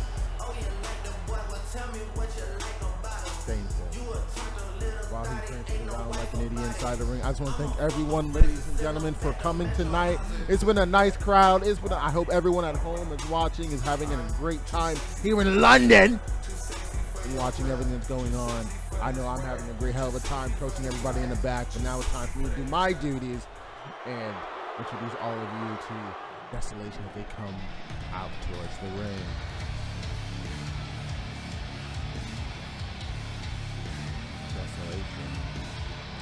These two brutes, these two hogs, as I would say. Some people try to say it better, but they can't, truly. It's one of a kind. These two absolute behemoths making their way down to the ring. All business, no talk, just how I like it. None of this prancing around. Dashy, get away from here. Get away from my dubby. Dashy's messing around with me in the by ringside. That doesn't matter because I'm trying to commentate and watch be awe-strucken by Desolation here. For some reason, uniting behind Dashing in this fight against Bob Luger, Xander Slate, Post Malone. 1,000% the biggest match of Desolation's. I hesitate to even say CMV careers in general. Obviously, I doubt accolades such as Ascendance matches and matches against some of the biggest legends in CMV even matter to these two hogs, as they are much more concerned about bringing the pain to these two. Not concerned about any former status. Status is not mattering. Status doesn't mean anything to these two, because at the end of the day, status won't stop you from an ass whooping for these two. As they stay foot inside of the ring.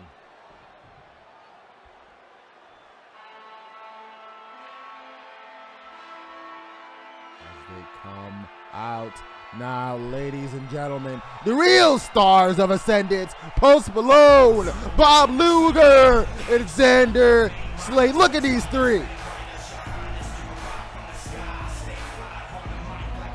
United brethren against this fight, against this long-term rivalry that Post Malone has had with Dashing, and they're coming here to kick some ass.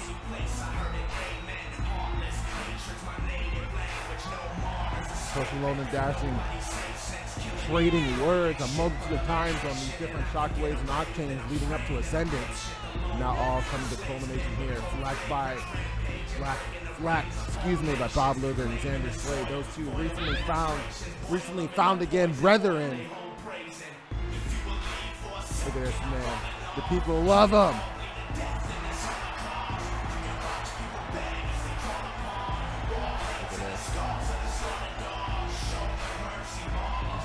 Absolute legends in their own field. Bob Luger, Xander Slate, future Hall of Famers here in CMV. Post Malone, future Hall of Famer, and hey, I don't know where. Maybe he'll be Hall of Famer here in CMV. Who really knows? And now, get this match started as this pandemonium is bound to start. Xander Slate goes immediately after that rat dashing. This is with a nice DDT. This is all over the place. I don't know what I'm going to be able to do with this. And all but dashing. Slamming Post Malone, trying to get him, bring him to the mat. And one member of Desolation, a bear hug. And Xander Slate dashing, taking Post Malone, trying to get him to the outside. Those two have their own issues. They're just worried about each other. They're not worried about the Desolation. But Bob Luger and Xander Slate is going to beat the fuck out of each other. Xander Slate coming, trying to help his brother, and Bob Luger is going to take a full Nelson slam to the mat. Going for the pin. Dash is going to try to distract Bob Luger, but not watching Post Malone coming from the corner of his sight. match already proven to be hectic, just as we expected, but there's more carnage to come, I can tell you that for sure. As one member of Destination power bombing Bob Luger.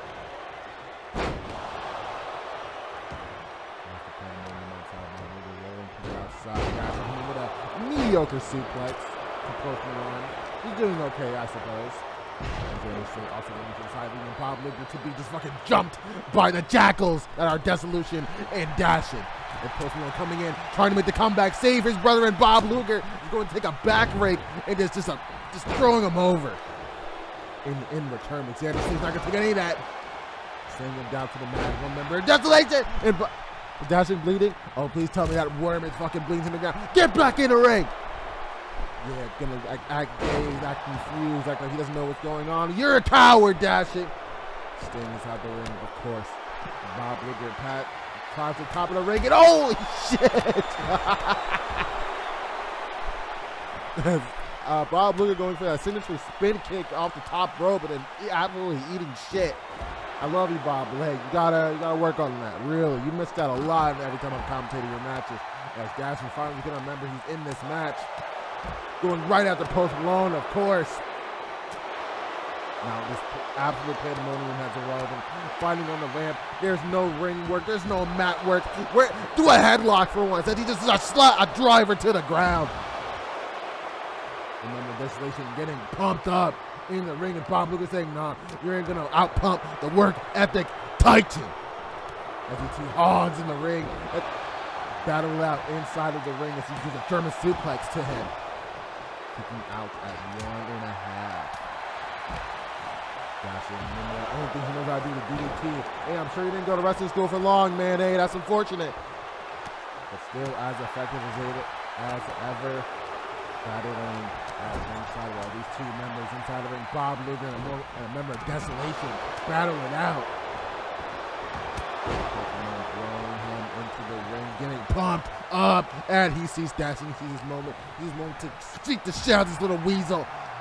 Punch to the head as the multiple slams happen. One of Bob Luger then plays him into the corner, and is also going to save the day as well.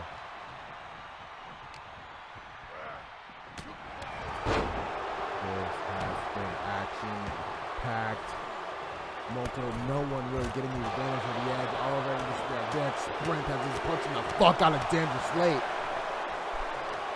Post Malone, the spotlighter on him. Post Malone and Dashing fighting it out on the ramp, leaving everybody else do the real work as a power bomb onto the ramp. And Post Malone's gonna leave, but no, he's not gonna leave. He said, "Fuck this! I don't give a shit about this match. I just want to hurt you, Dashing." An effort I can truly respect. Let's see that gaze off like back in the ring. Xander Slate is alone, fighting off both of the Desolation. Bro kick to one of them, a double axe handle to the other. That's what we expect from the OG Dirty Heel, and he put it up for an Alabama slam. Look at that, sliding down the ring, yeah.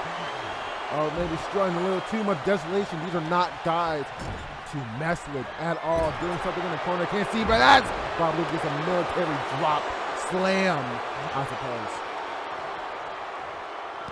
Awesome action going on in the ring. What is happening here?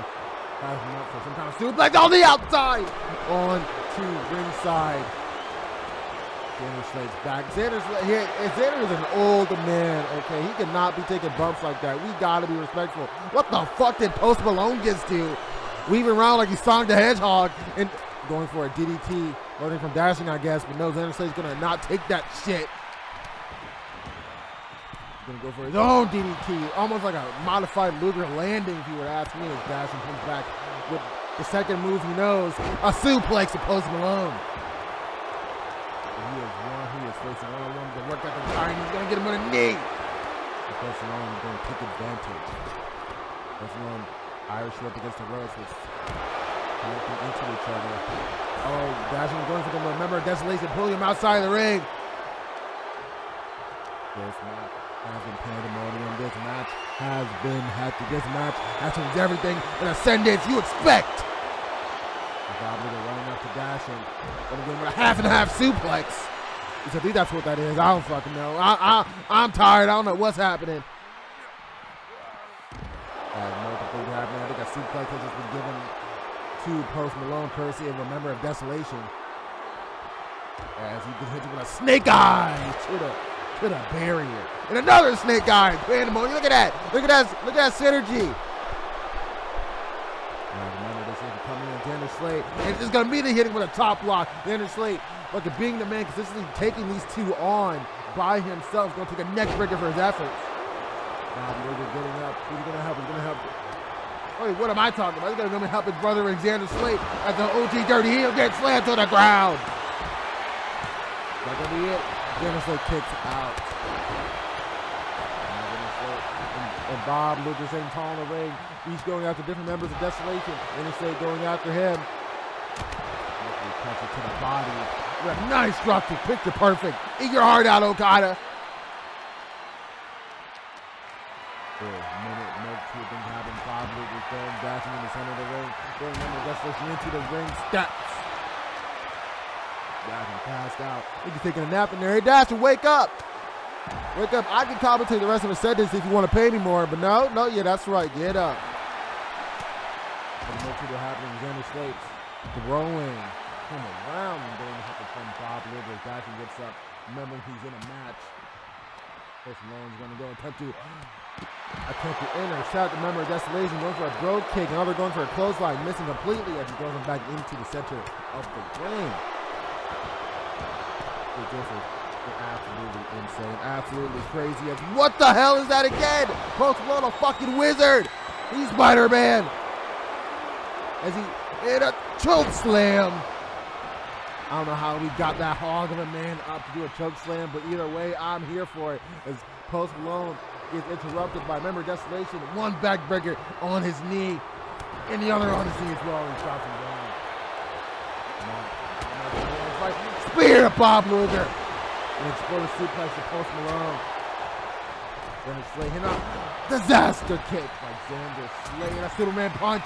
This is crazy. We got Cody Rhodes, I guess, Crossroads. What is happening?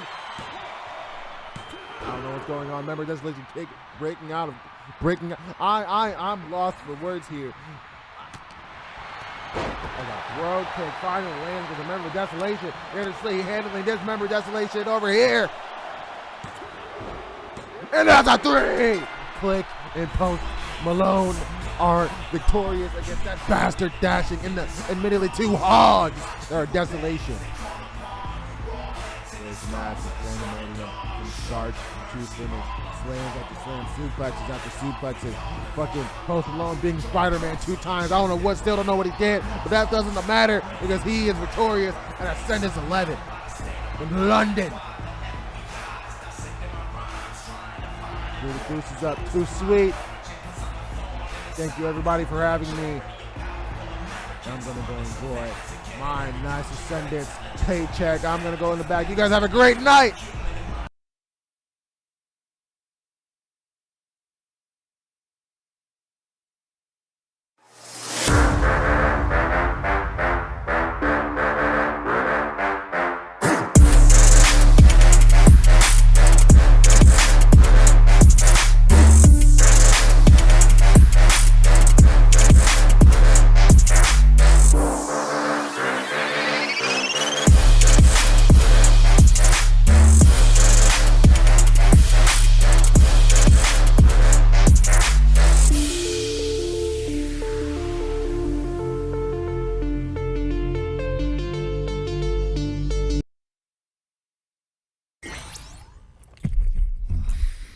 Is this on? I made over 1,000 videos. I'm sure I can do this. Hey there to all my that's not right.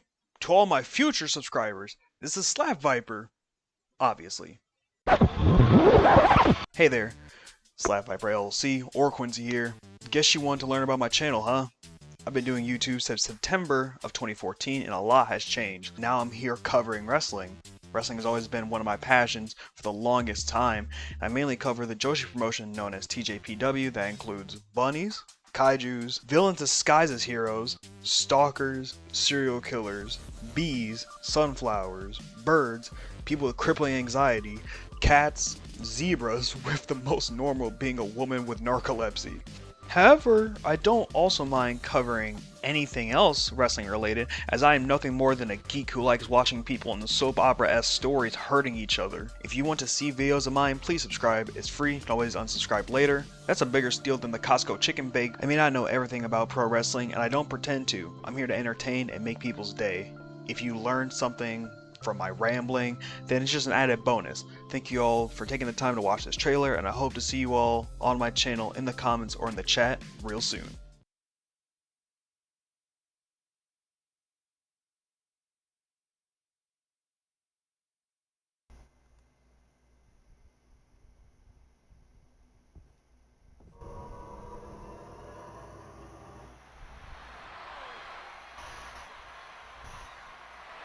All right, my friends. I am back behind the announced desk after that blatant screw job. You know, myself, my good friend's Desolation, my good friend Chris Diamond, London, England just has it against us. All right, all of us screwed over here tonight. A load of baloney, that's what that was, that matchup. A fluke and nothing more. I don't want to hear anyone talk about it, all right? I'm too upset. And we still have 2 more matches to go here on day 1 of Ascendance 11. Oh, my ribs. I mean, I'm fine. Nothing. Didn't even break a sweat in that match. Co-main event time it is, though, my friends. As the terrifying Morgan makes his way towards the ring for the Rite of Passage Championship matchup. Of course, coming up next in our main event here on day 1, a rematch almost 6 years in the making. Josh Wolf, the Bloody Brit, in a London Street Fight Iron Man match. And I hope they tear apart the streets of London. All right, screw this city. Screw all these people here. And most importantly, screw Post Malone.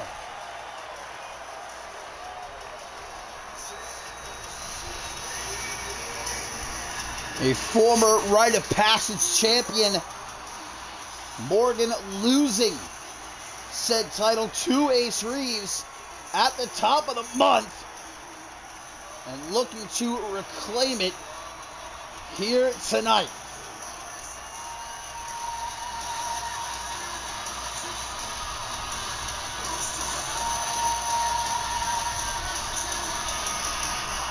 Somehow Morgan is even more scary wearing a getup like that.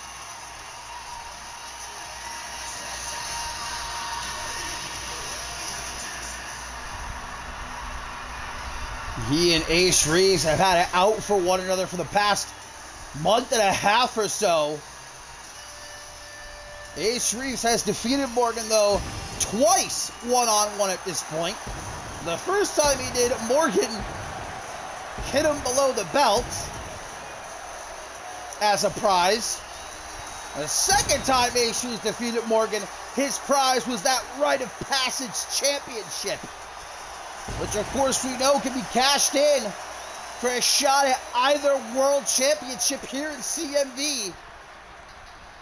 But the longer you take to cash it in, the more you must defend it. And so Ace Reeves here at the show of shows puts it on the line against Manny Beat to win it.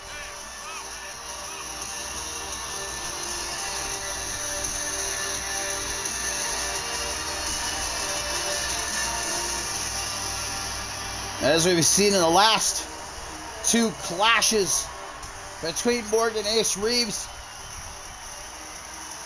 entirely different styles going head to head. The sheer power of Morgan against the speed and agility of the Gravity Manipulator. Will Ace Reeves make it 3-4-3, or will Morgan reclaim the Rite of Passage Championship and win when it matters most with the lights on bright here in the O2 Arena for Ascendance 11?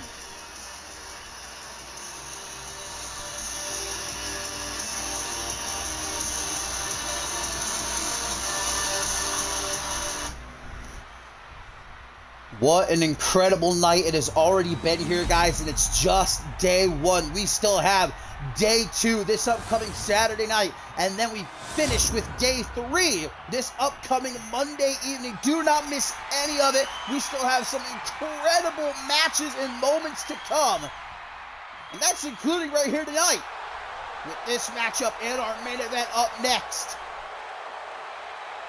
Despite the fact that the entire event tainted forever, with my good friend Chris Diamond getting screwed over and myself being the victim of a conspiracy in that last match. That's what it's all about, the Rite of Passage Championship, which Morgan originally won back at Homecoming in a fatal five-way ladder match. Championship hoisted high into the air for all to see. This time last year, Morgan made his Ascendance debut, guys, by ending the career of Adam Valentine in a matter of minutes. Now here he is a year later, vying to earn the Rite of Passage Championship and go into the next chapter with the opportunity to become world champion. You know it's going to be a fresh start post-Ascendance for the entire CMD roster with the brand split returning. Shockwave and Octane once again going to be chopped up. We'll find out who's going where. What the fuck just happened there? I don't know what that was, but ended well enough for Ace Reeves. And you know that it's got to be in the back of Morgan's mind the fact that Ace Reeves has defeated him twice clean in that ring, weighing on Morgan. Kick right to the gut. Reeves gonna think about going up top, but decides instead for a standing shooting star press. Right back into the ring. Morgan instantly jumped on with a clothesline. Off the ropes he goes. Hurricane Rana spiking. Morgan pops it right back up. It takes a whole hell of a lot to keep this beast of a man down. Maybe trying for that pop-up cutter he took from Adam Valentine. Elbow to the midsection. Trying to use his body like a battering ram. Doesn't work for him though. Leg drop bulldog. It's all Ace Reeves right now. The Rite of Passage Championship up for grabs. Irish Whip gonna send Morgan off the ropes on the rebound. Big old spinning head kick attempted, but Morgan able to get out of the way, and now an Irish Whip of his own gonna send Ace into the corner. Big man! But that back elbow. A stomp to the gut. Morgan starts to take control. You're going to see him wanting to slow things down, bring the pace to a halt. But Ace Reeves is not going to allow it. Hits the spinning head kick this time. 1, 2, but Morgan barely able to kick out, and Ace Reeves isn't finished. We know what comes next, but so does Morgan, tossing Ace Reeves out of the ring, running him down like a Mack truck. Both men back into the ring. Oh, Ace clipping Morgan there, but didn't see that elbow to the jaw coming. Now from behind. Full Nelson slam. Ace grabs the arm, thinking quickly. Can't allow Morgan to take that driver's seat.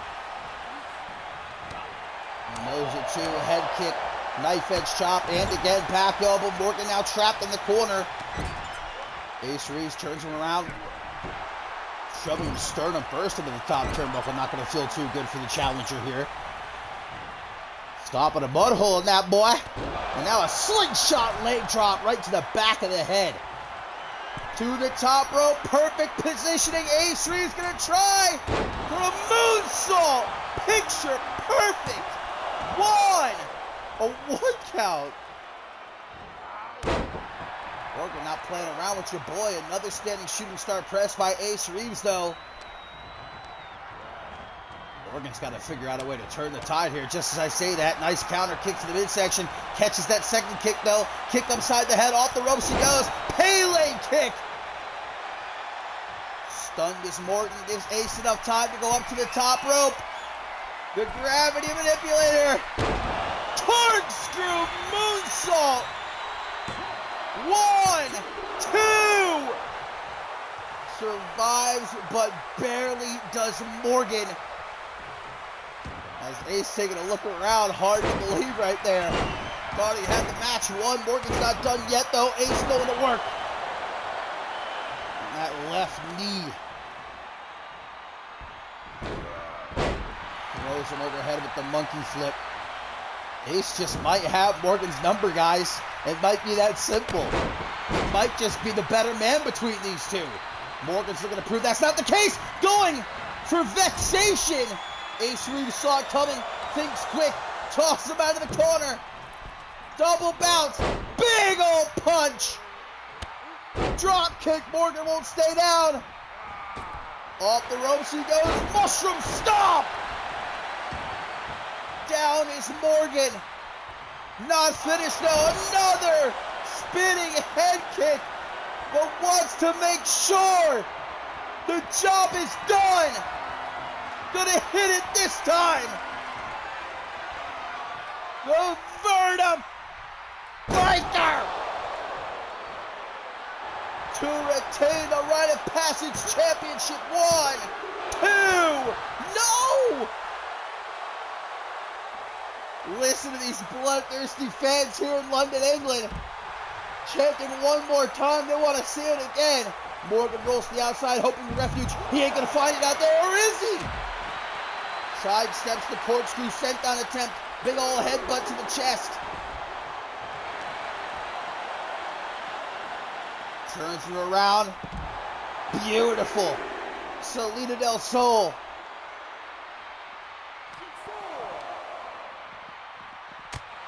Brings him to his feet and spins her around.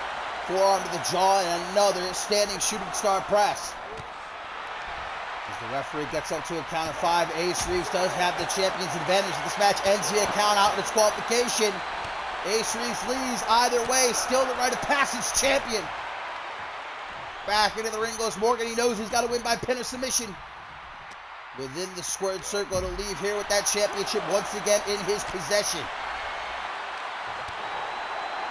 Punch to the gut. Back and forth now here between these two, battling in front of the announce table. Around and around and around we go. Some strength on display by Ace Reeves to hoist up someone the size of Morgan. Oh my God, he's not done. About to make me a bit nauseous over here. Dropping him down onto the floor like it ain't no thing but a chicken wang. He's got to be careful he doesn't collapse himself, though.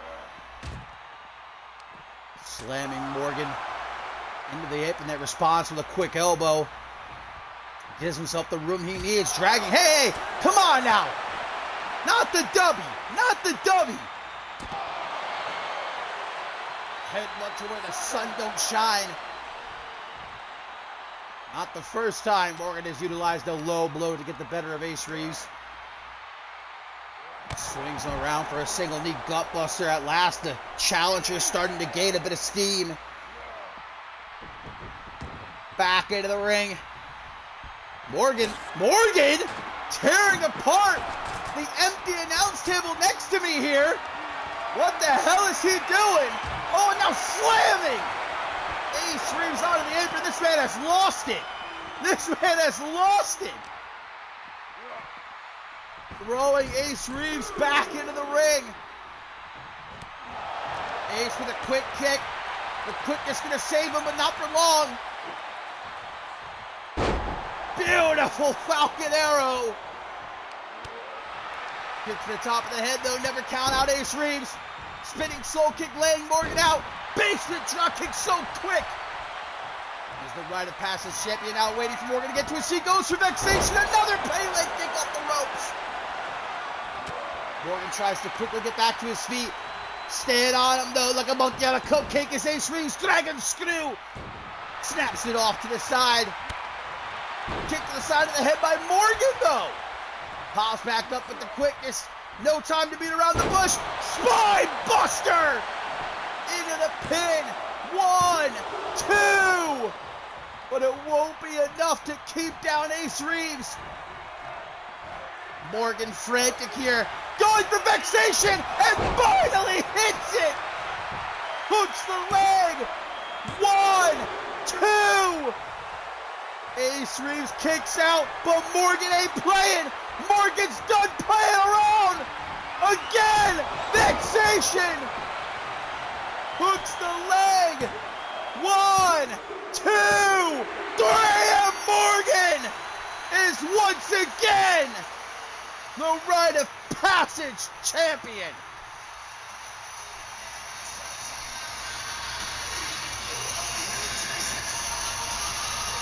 What a turnaround for Morgan as Ace Reeves, guys, for the better part of this matchup, was in control, but suddenly snapped in Morgan. And in the end, earns the Rite of Passage champion a second time, and this time, I don't think he's going to be letting go. At least not until he's good and ready.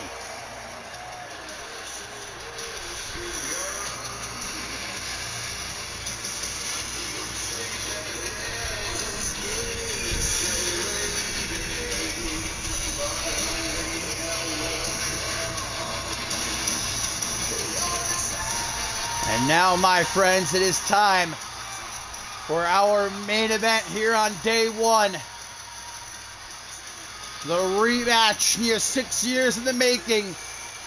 The London Street Fight Iron Man match. It's Wolf, it's Britt, next.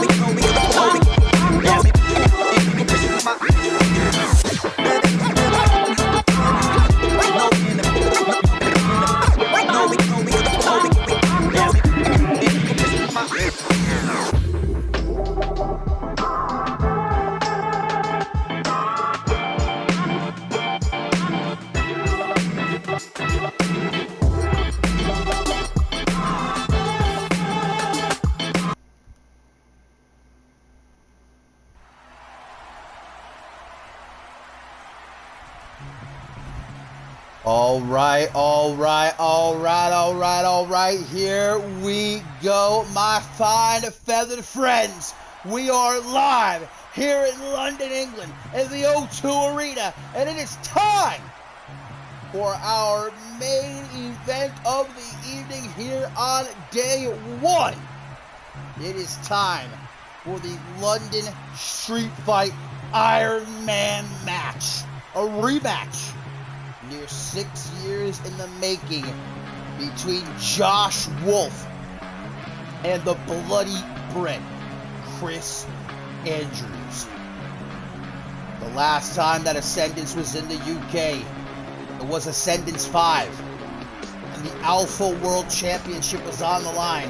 In the main event, it was Josh Wolf challenging the champion, Chris Andrews, in a 30-minute Iron Man match, which in the end, Josh Wolf won. He left the champion. Now all these years later, they look to run it back. No disqualifications, no countouts. Anything goes. Falls count anywhere.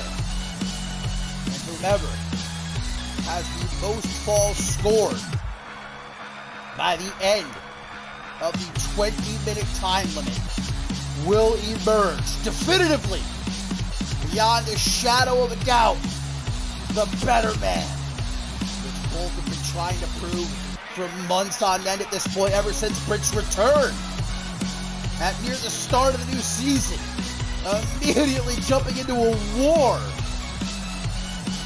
with Josh Wolf and his Kill Your Heroes movement, leading to the first ever War Games match here in CM, leading to that brutal Hell in a Cell match last month at Homecoming. But all of that is in the past. This is what it comes down to. The final encounter between Josh Wolf and the Bloody Brick here at the biggest show in CMB history. Josh Wolf certainly calling on his roots. Those chains around his wrists certainly bring back a lot of memories. The days when Fenrir was allowed to run loose here in CMB. Days the Bloody Brick certainly remembers. Josh Wolf has come ready for a war, because that is exactly what this is going to be, my friends. Nothing short of a brutal, bloody battle here between these two eternal rivals. And this is just our main event of day one. We still have 2 jam-packed days to come, Saturday night and Monday night. Here comes the hometown hero. Here comes the Bloody Brick with his countrymen, his friends, his family in the crowd, all here to witness the Bloody Brick, to witness Chris Andrews do what he does best, get in that ring and kick some ass. Chris Andrews in his very first Ascendance match since, what was it, Ascendance 6 was the last time Chris Andrews stepped out onto the grandest stage of them all. Main evented that show as well, defending the undisputable heavyweight championship against Paul Devine. Now Chris Andrews walking his way down to the ring. This has gotta feel like all sorts of different emotions for Chris Andrews. I'm not alone thinking that we were never going to see Chris Andrews again in a CMB ring. But I was happy to be proven wrong when he emerged out of nowhere a few months ago at the Deadly Games event and wasted no time going right after Josh Wolf. Well, now he's got him. Now he's got him at the show of shows. Now he's got him in the London Street Fight Iron Man match, and there you see 20 minutes on the clock. Whomever has the most falls, either by pin or submission, at the end of that time limit is the victor. Anything goes. Falls count anywhere. And both men staring each other down. Look at this. Not taking their eyes off of one another. A rivalry that has spanned years and years. The final confrontation, Wolf and Britt exiting the ring. Looks like both men are going for plunder. Wasting no time. Britt's gonna grab a table. Wolf's got a ladder.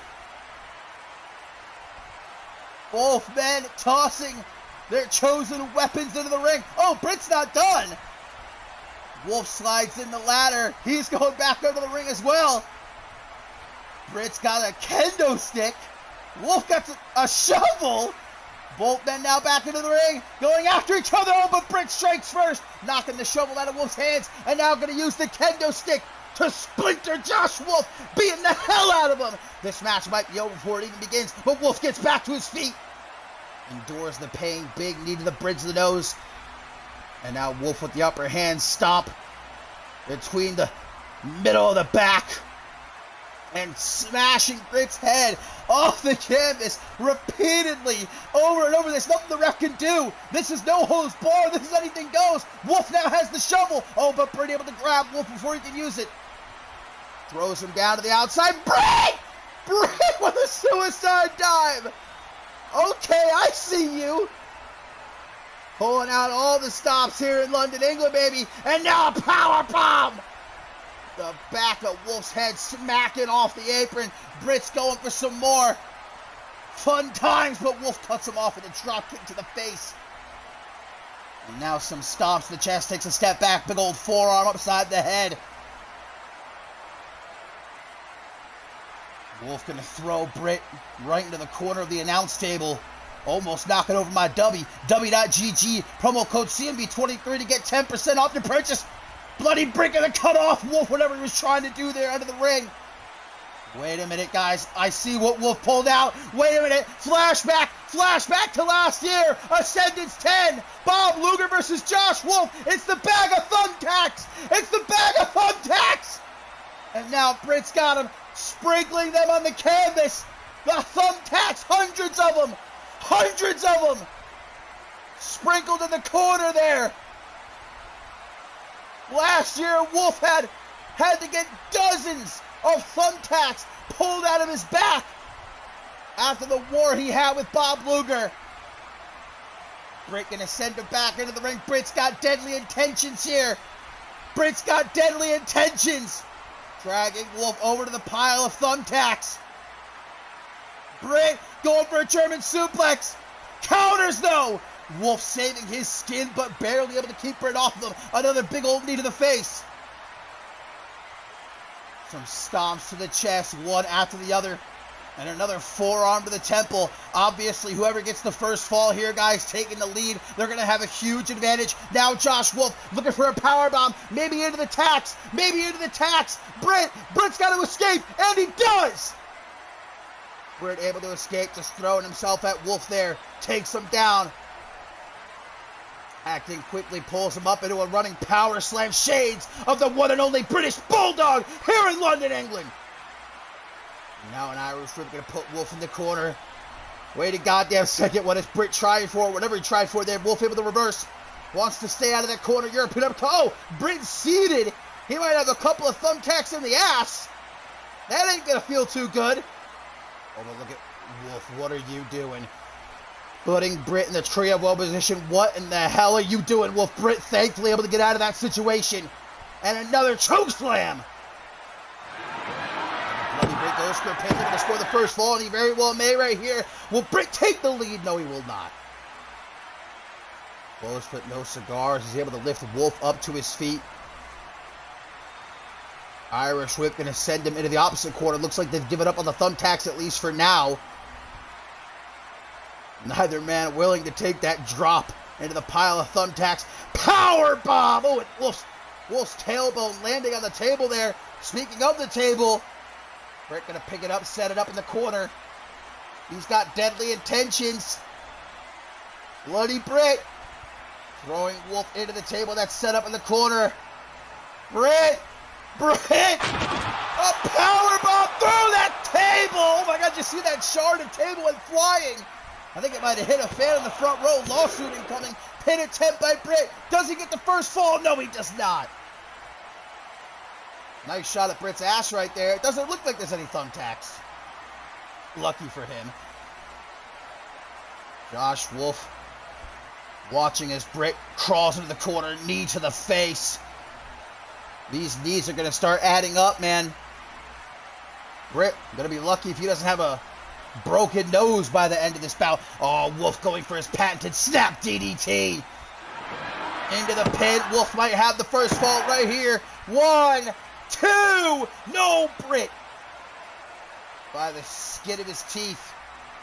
Able to persevere as Wolf puts him back in the corner, guys, where the thumbtacks are. He's going to go for the tree of woe again. Wolf's going to try for it again, whatever. Evil concoction. What is he doing? Wait, Wolf! Wolf! Double boot snap into the thumbtacks! Oh my God! Oh my God! And into the pin. 1, 2, 3, and Wolf! Wolf scores the first fall after drilling Britt back first into the pile of thumbtacks. Absolutely disgusting. Britt now thrown into the corner. Thumbtacks embedded in his upper back. Dozens of them. And Wolf now just taking his time. Taking Britt apart. He's got him worn down. Wolf has scored a fall now. He's in the lead. Really, all Wolf has to do now is stall. And I think that's what he's trying to do. Look at this, choking Britt out. No disqualifications. This is hard to watch, guys. Look at that. Look at the thumbtacks. And Britt's back. Torch rack, neckbreaker. It is all Wolf right now. Goes for the pin again. Will he score another fall? Take it even further lead. No, Britt kicks out. Britt able to kick out. But imagine the pain he must be in right now. Snap DDT again. Wolf goes for another pin. 1, 2. But it's only a 2 count for Josh Wolf. Slowly tries to pick Britt up. Jawbreaker waiting for him. Knocks him back, Britt. Big clothesline. Hoists him up slowly but surely. Britt with that spinning power slam. Vintage. He's not going to go for the pin, though. He's going to make sure the job is done. The bloody Britt with a power bomb, but not just 1. 2 of them, but not just 2. 3 of them. Vintage Britt, all things 3. Dragging. What is he doing? What is he doing? What is he doing? Britt! Britt! Britt! Positioning Wolf face down the tax. Oh my God! Claire, stop! Face first into the tax. Holy shit! Holy shit! Into the pin. 1, 2, 3, and Britt able to even things up. 1-1. Jesus Christ! Oh, look at the thumbtacks. The blood starting to pour down Britt's back. Meanwhile, Wolf with tacks embedded in his forehead. No punches pulled. No holds barred. As Britt now tries to take Wolf to Suplex City. Wolf able to counter, though. Knee to the chest doesn't topple Britt. Single knee backbreaker. Into the Russian leg sweep, trying to slow things down for a minute. Wolf going to ringside, collects a ladder. And I assure you, he has nothing pretty in mind. Oh, but Britt! Wolf didn't see Britt get back to his feet. The madman jumping off the top rope. Belly to belly suplex throws him almost right into the apron. Could have broke a leg. Knee to the side of the head. And again, Britt's going to want things at this slower, more methodical pace. Can grind Wolf down. Picks him up into that fireman's carry position. Going to give him a drop out of the apron face first. And don't forget, Wolf's got all those tacks dug into his forehead. Bloody Britt, looking maybe for the cliffhanger. But Josh Wolf saw it coming. Eyes in the back of his head, and Wolf able to stay out of the way. Instead, now Wolf snap DDT, a third one. Down onto the floor. And it is Falls Count Anywhere. Wolf looking for the vertebraker. Britt's neck slammed down onto the floor. But apparently Wolf wants everyone to get a good look. He wants everyone to see. Hooks the leg. 1, 2, 3, and Wolf takes the lead again. 2-1. Wolf again in the lead. As he tosses Britt back down to the outside. Wolf's not done. Grabbing the ladder. What is Wolf doing here?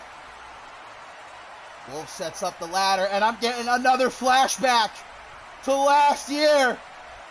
To Luger versus Wolf. The table has been set up. I know what Wolf's looking to do here. Dragging Britt's bloody body over to the table, sets him up. Josh Wolf back in the ring, climbing the ladder. This lunatic, Josh Wolf, from the top to the outside, but Britt moves. Britt able to get out of the way, and Wolf puts himself through the table. Quick thinking, Britt played possum. Lured Wolf in. And now Britt with the upper hand, another spinning power slam onto the ladder. Jesus Christ. Britt's still not done. Revenge! 1, 2, 3. And once again, the score is all tied up 2-2 here in the London Street Fight Iron Man match. These two psychopaths, these two lunatics, killing each other. Britt flips off the camera. Vintage Britt doesn't give a fuck. Headbutt pulls him up into a back suplex. Wolf's entire face bloodied as Britt looks for even more blood. It's not enough. It's not enough blood for the Britt. Tearing him apart, man, like a piece of meat. Yet another spinning power slam. The lifeless body of Wolf picked up and thrown to the outside. A rough landing for Wolf as Britt mocks him from inside the ring, getting these London, England fans riled up. But now grabs a chair from under the ring. And after everything these two have done to each other so far, a chair, I don't know, it seems like innocent almost. But Wolf certainly doesn't feel that way. Britt smacking him up. Oh, right over the head. Just more and more blood pouring out of the multiple gashes across Wolf's forehead. Britt dragging him. Power bomb onto the steel ramp. These two are trying to kill each other. This isn't a match. This is a murder. Oh, but Wolf! Look at that quick thinking by Wolf. Grabbed a chair from under the ring. Catching Britt off guard. The crafty Wolf, another DDT. Britt now busted open. As Wolf tosses him back into the ring. Grabs the chair. Britt to his feet. You can't keep this motherfucker down. Oh. But a shot to the ribs, and now just thwacking him over and over. Puts the chair down. What is Wolf doing? What is Wolf doing? What is Wolf doing? He's dragged Britt on top of the chair, and now has another chair. Wolf, don't do it! Don't do it! Concerto! Concerto! Oh my God! 1, 2, 3, and Wolf takes the lead. Again, it is now 3-2. How is Britt moving? How is he not brain dead? How is his skull not cracked open right now? Throws him out of the ring, this Wolf. Marking his territory. Wolf just trying to run down the clock right now. He's in the lead. There's not that much time left. Running down the clock. Wolf doesn't care at this point. Or does he? Wait a minute. Wait a minute, he's not finished. Britt isn't either. Gets to his feet. Wolf gonna grab him by his bloody head. Dragging him up the ramp. Where the fuck are these two going? Now up onto the grandest stage of them all. What is Wolf doing here? Another knee to the face. They're battling under the London Bridge.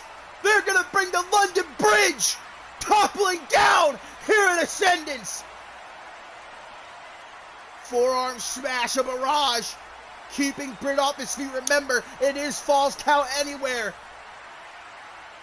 And Wolf wants the world to see. He wants everyone here in the O2 Arena, everyone watching at home, to see what he does to the bloody Britt. Absolutely picking him apart right now. But Britt fights back. From behind, Britt with a power slam. Lifts him up in the shadow of the London Bridge. Dragging him bloodied back towards the ring. But Wolf fights free with some elbows to the midsection. Forearm smash caught though by Britt. Britt now throwing Wolf. Oh! Shoulder first into the Minitron. Oh my God! Holy shit! Britt has just speared Wolf through the Minitron. Oh my God! Oh my God! Britt has just put Wolf through the Minitron! Unbelievable! He's broken it! And you know how much those things cost? And now Britt dragging Wolf from the debris! A shirtless Wolf now! Into the pin! 1, 2, 3, and it's all tied up again. It's all tied up again. It's 3-3, but there's only 20 seconds left. There's only 20 seconds left on the clock. Britt trying to get Wolf into the ring, and he does. A lifeless Wolf flips him off. Revenge! Goes for the pin, but the time is up! The time is up! The time is up! No! We need a decision. It can't end like this. After everything, it can't end like this. It can't end like this. Overtime! Madison Wright has made the call! Overtime! Whoever scores the next fall is the victor! 3-3. We've gone into overtime, and both men battering each other. Hard punch by Chris Andrews, but Wolf doesn't have a heart. Wolf doesn't have a heart. Rolls over his back, does Wolf. Single boot. Wolf rebounds off the ropes. Big clothesline counter done by Wolf. Off the ropes he goes. Call with a power slam. These two guys now wrestling. Now they're going to have a wrestling match after 20 minutes of killing each other. What the fuck is Britt doing now? Oh! Moonsault. to a standing Britt. Off the ropes goes Wolf. Britt with a spear! And now into the full mount. Left, right, left, right, left, right. Over and over and over and over and over and over and over. Left, right. But caught. Wolf catching that final punch. Do you submit? Wolf catching that final punch. Do you want to submit? And he's got him now. He's got him trapped. Do you give Wolf up? got Britt trapped in a triangle choke. Can Britt's you trapped, continue? nowhere to go. He's got to tap. He's got to tap. Talk to There's me. no Do you way wanna out quit? for Chris Andrews. Nowhere to go. No hope for a rope break. But Britt fights free. Picks him up. Power bomb into the corner. Wolf out of instinct alone. Picks himself. Oh, Dick out of the chair. Dick and balls onto the chair. Revenge! Into the pin. 1, 2, 3. What? Wolf kicks out. And now Wolf! Vertebreaker! Wolf's got it. It's over. 1, 2, 3. Oh, Wolf standing over Britt, donning the proverbial crimson mask. Both men bloodied like never before. Overtime here in our main event. Now what is Wolf doing, man? If the Vertebreaker doesn't get the job done, Wolf up to the top rope. Hang on a second. A super on the hunt! A super on the hunt! 1, 2, 3, no! Britt kicked out! Britt kicked out but misses the drop kick! Britt gets out of the way of the drop kick. Another power slam! A thunderous power slam! Britt picks him up! Revenge! 1, 2, 3! And the bloody Britt, the madman, the lunatic, victorious in the London Street Fight Iron Man match. And what a match it was. The final confrontation, the final battle, and bloody Britt is the one left standing when all is said and done. What a way to close out day 1 of Ascendance 11, my friends. But we still have 2 more days to go. This upcoming Saturday night and then Monday night. Until then, though, I'm going to go pass out. And I will see ya when I see ya.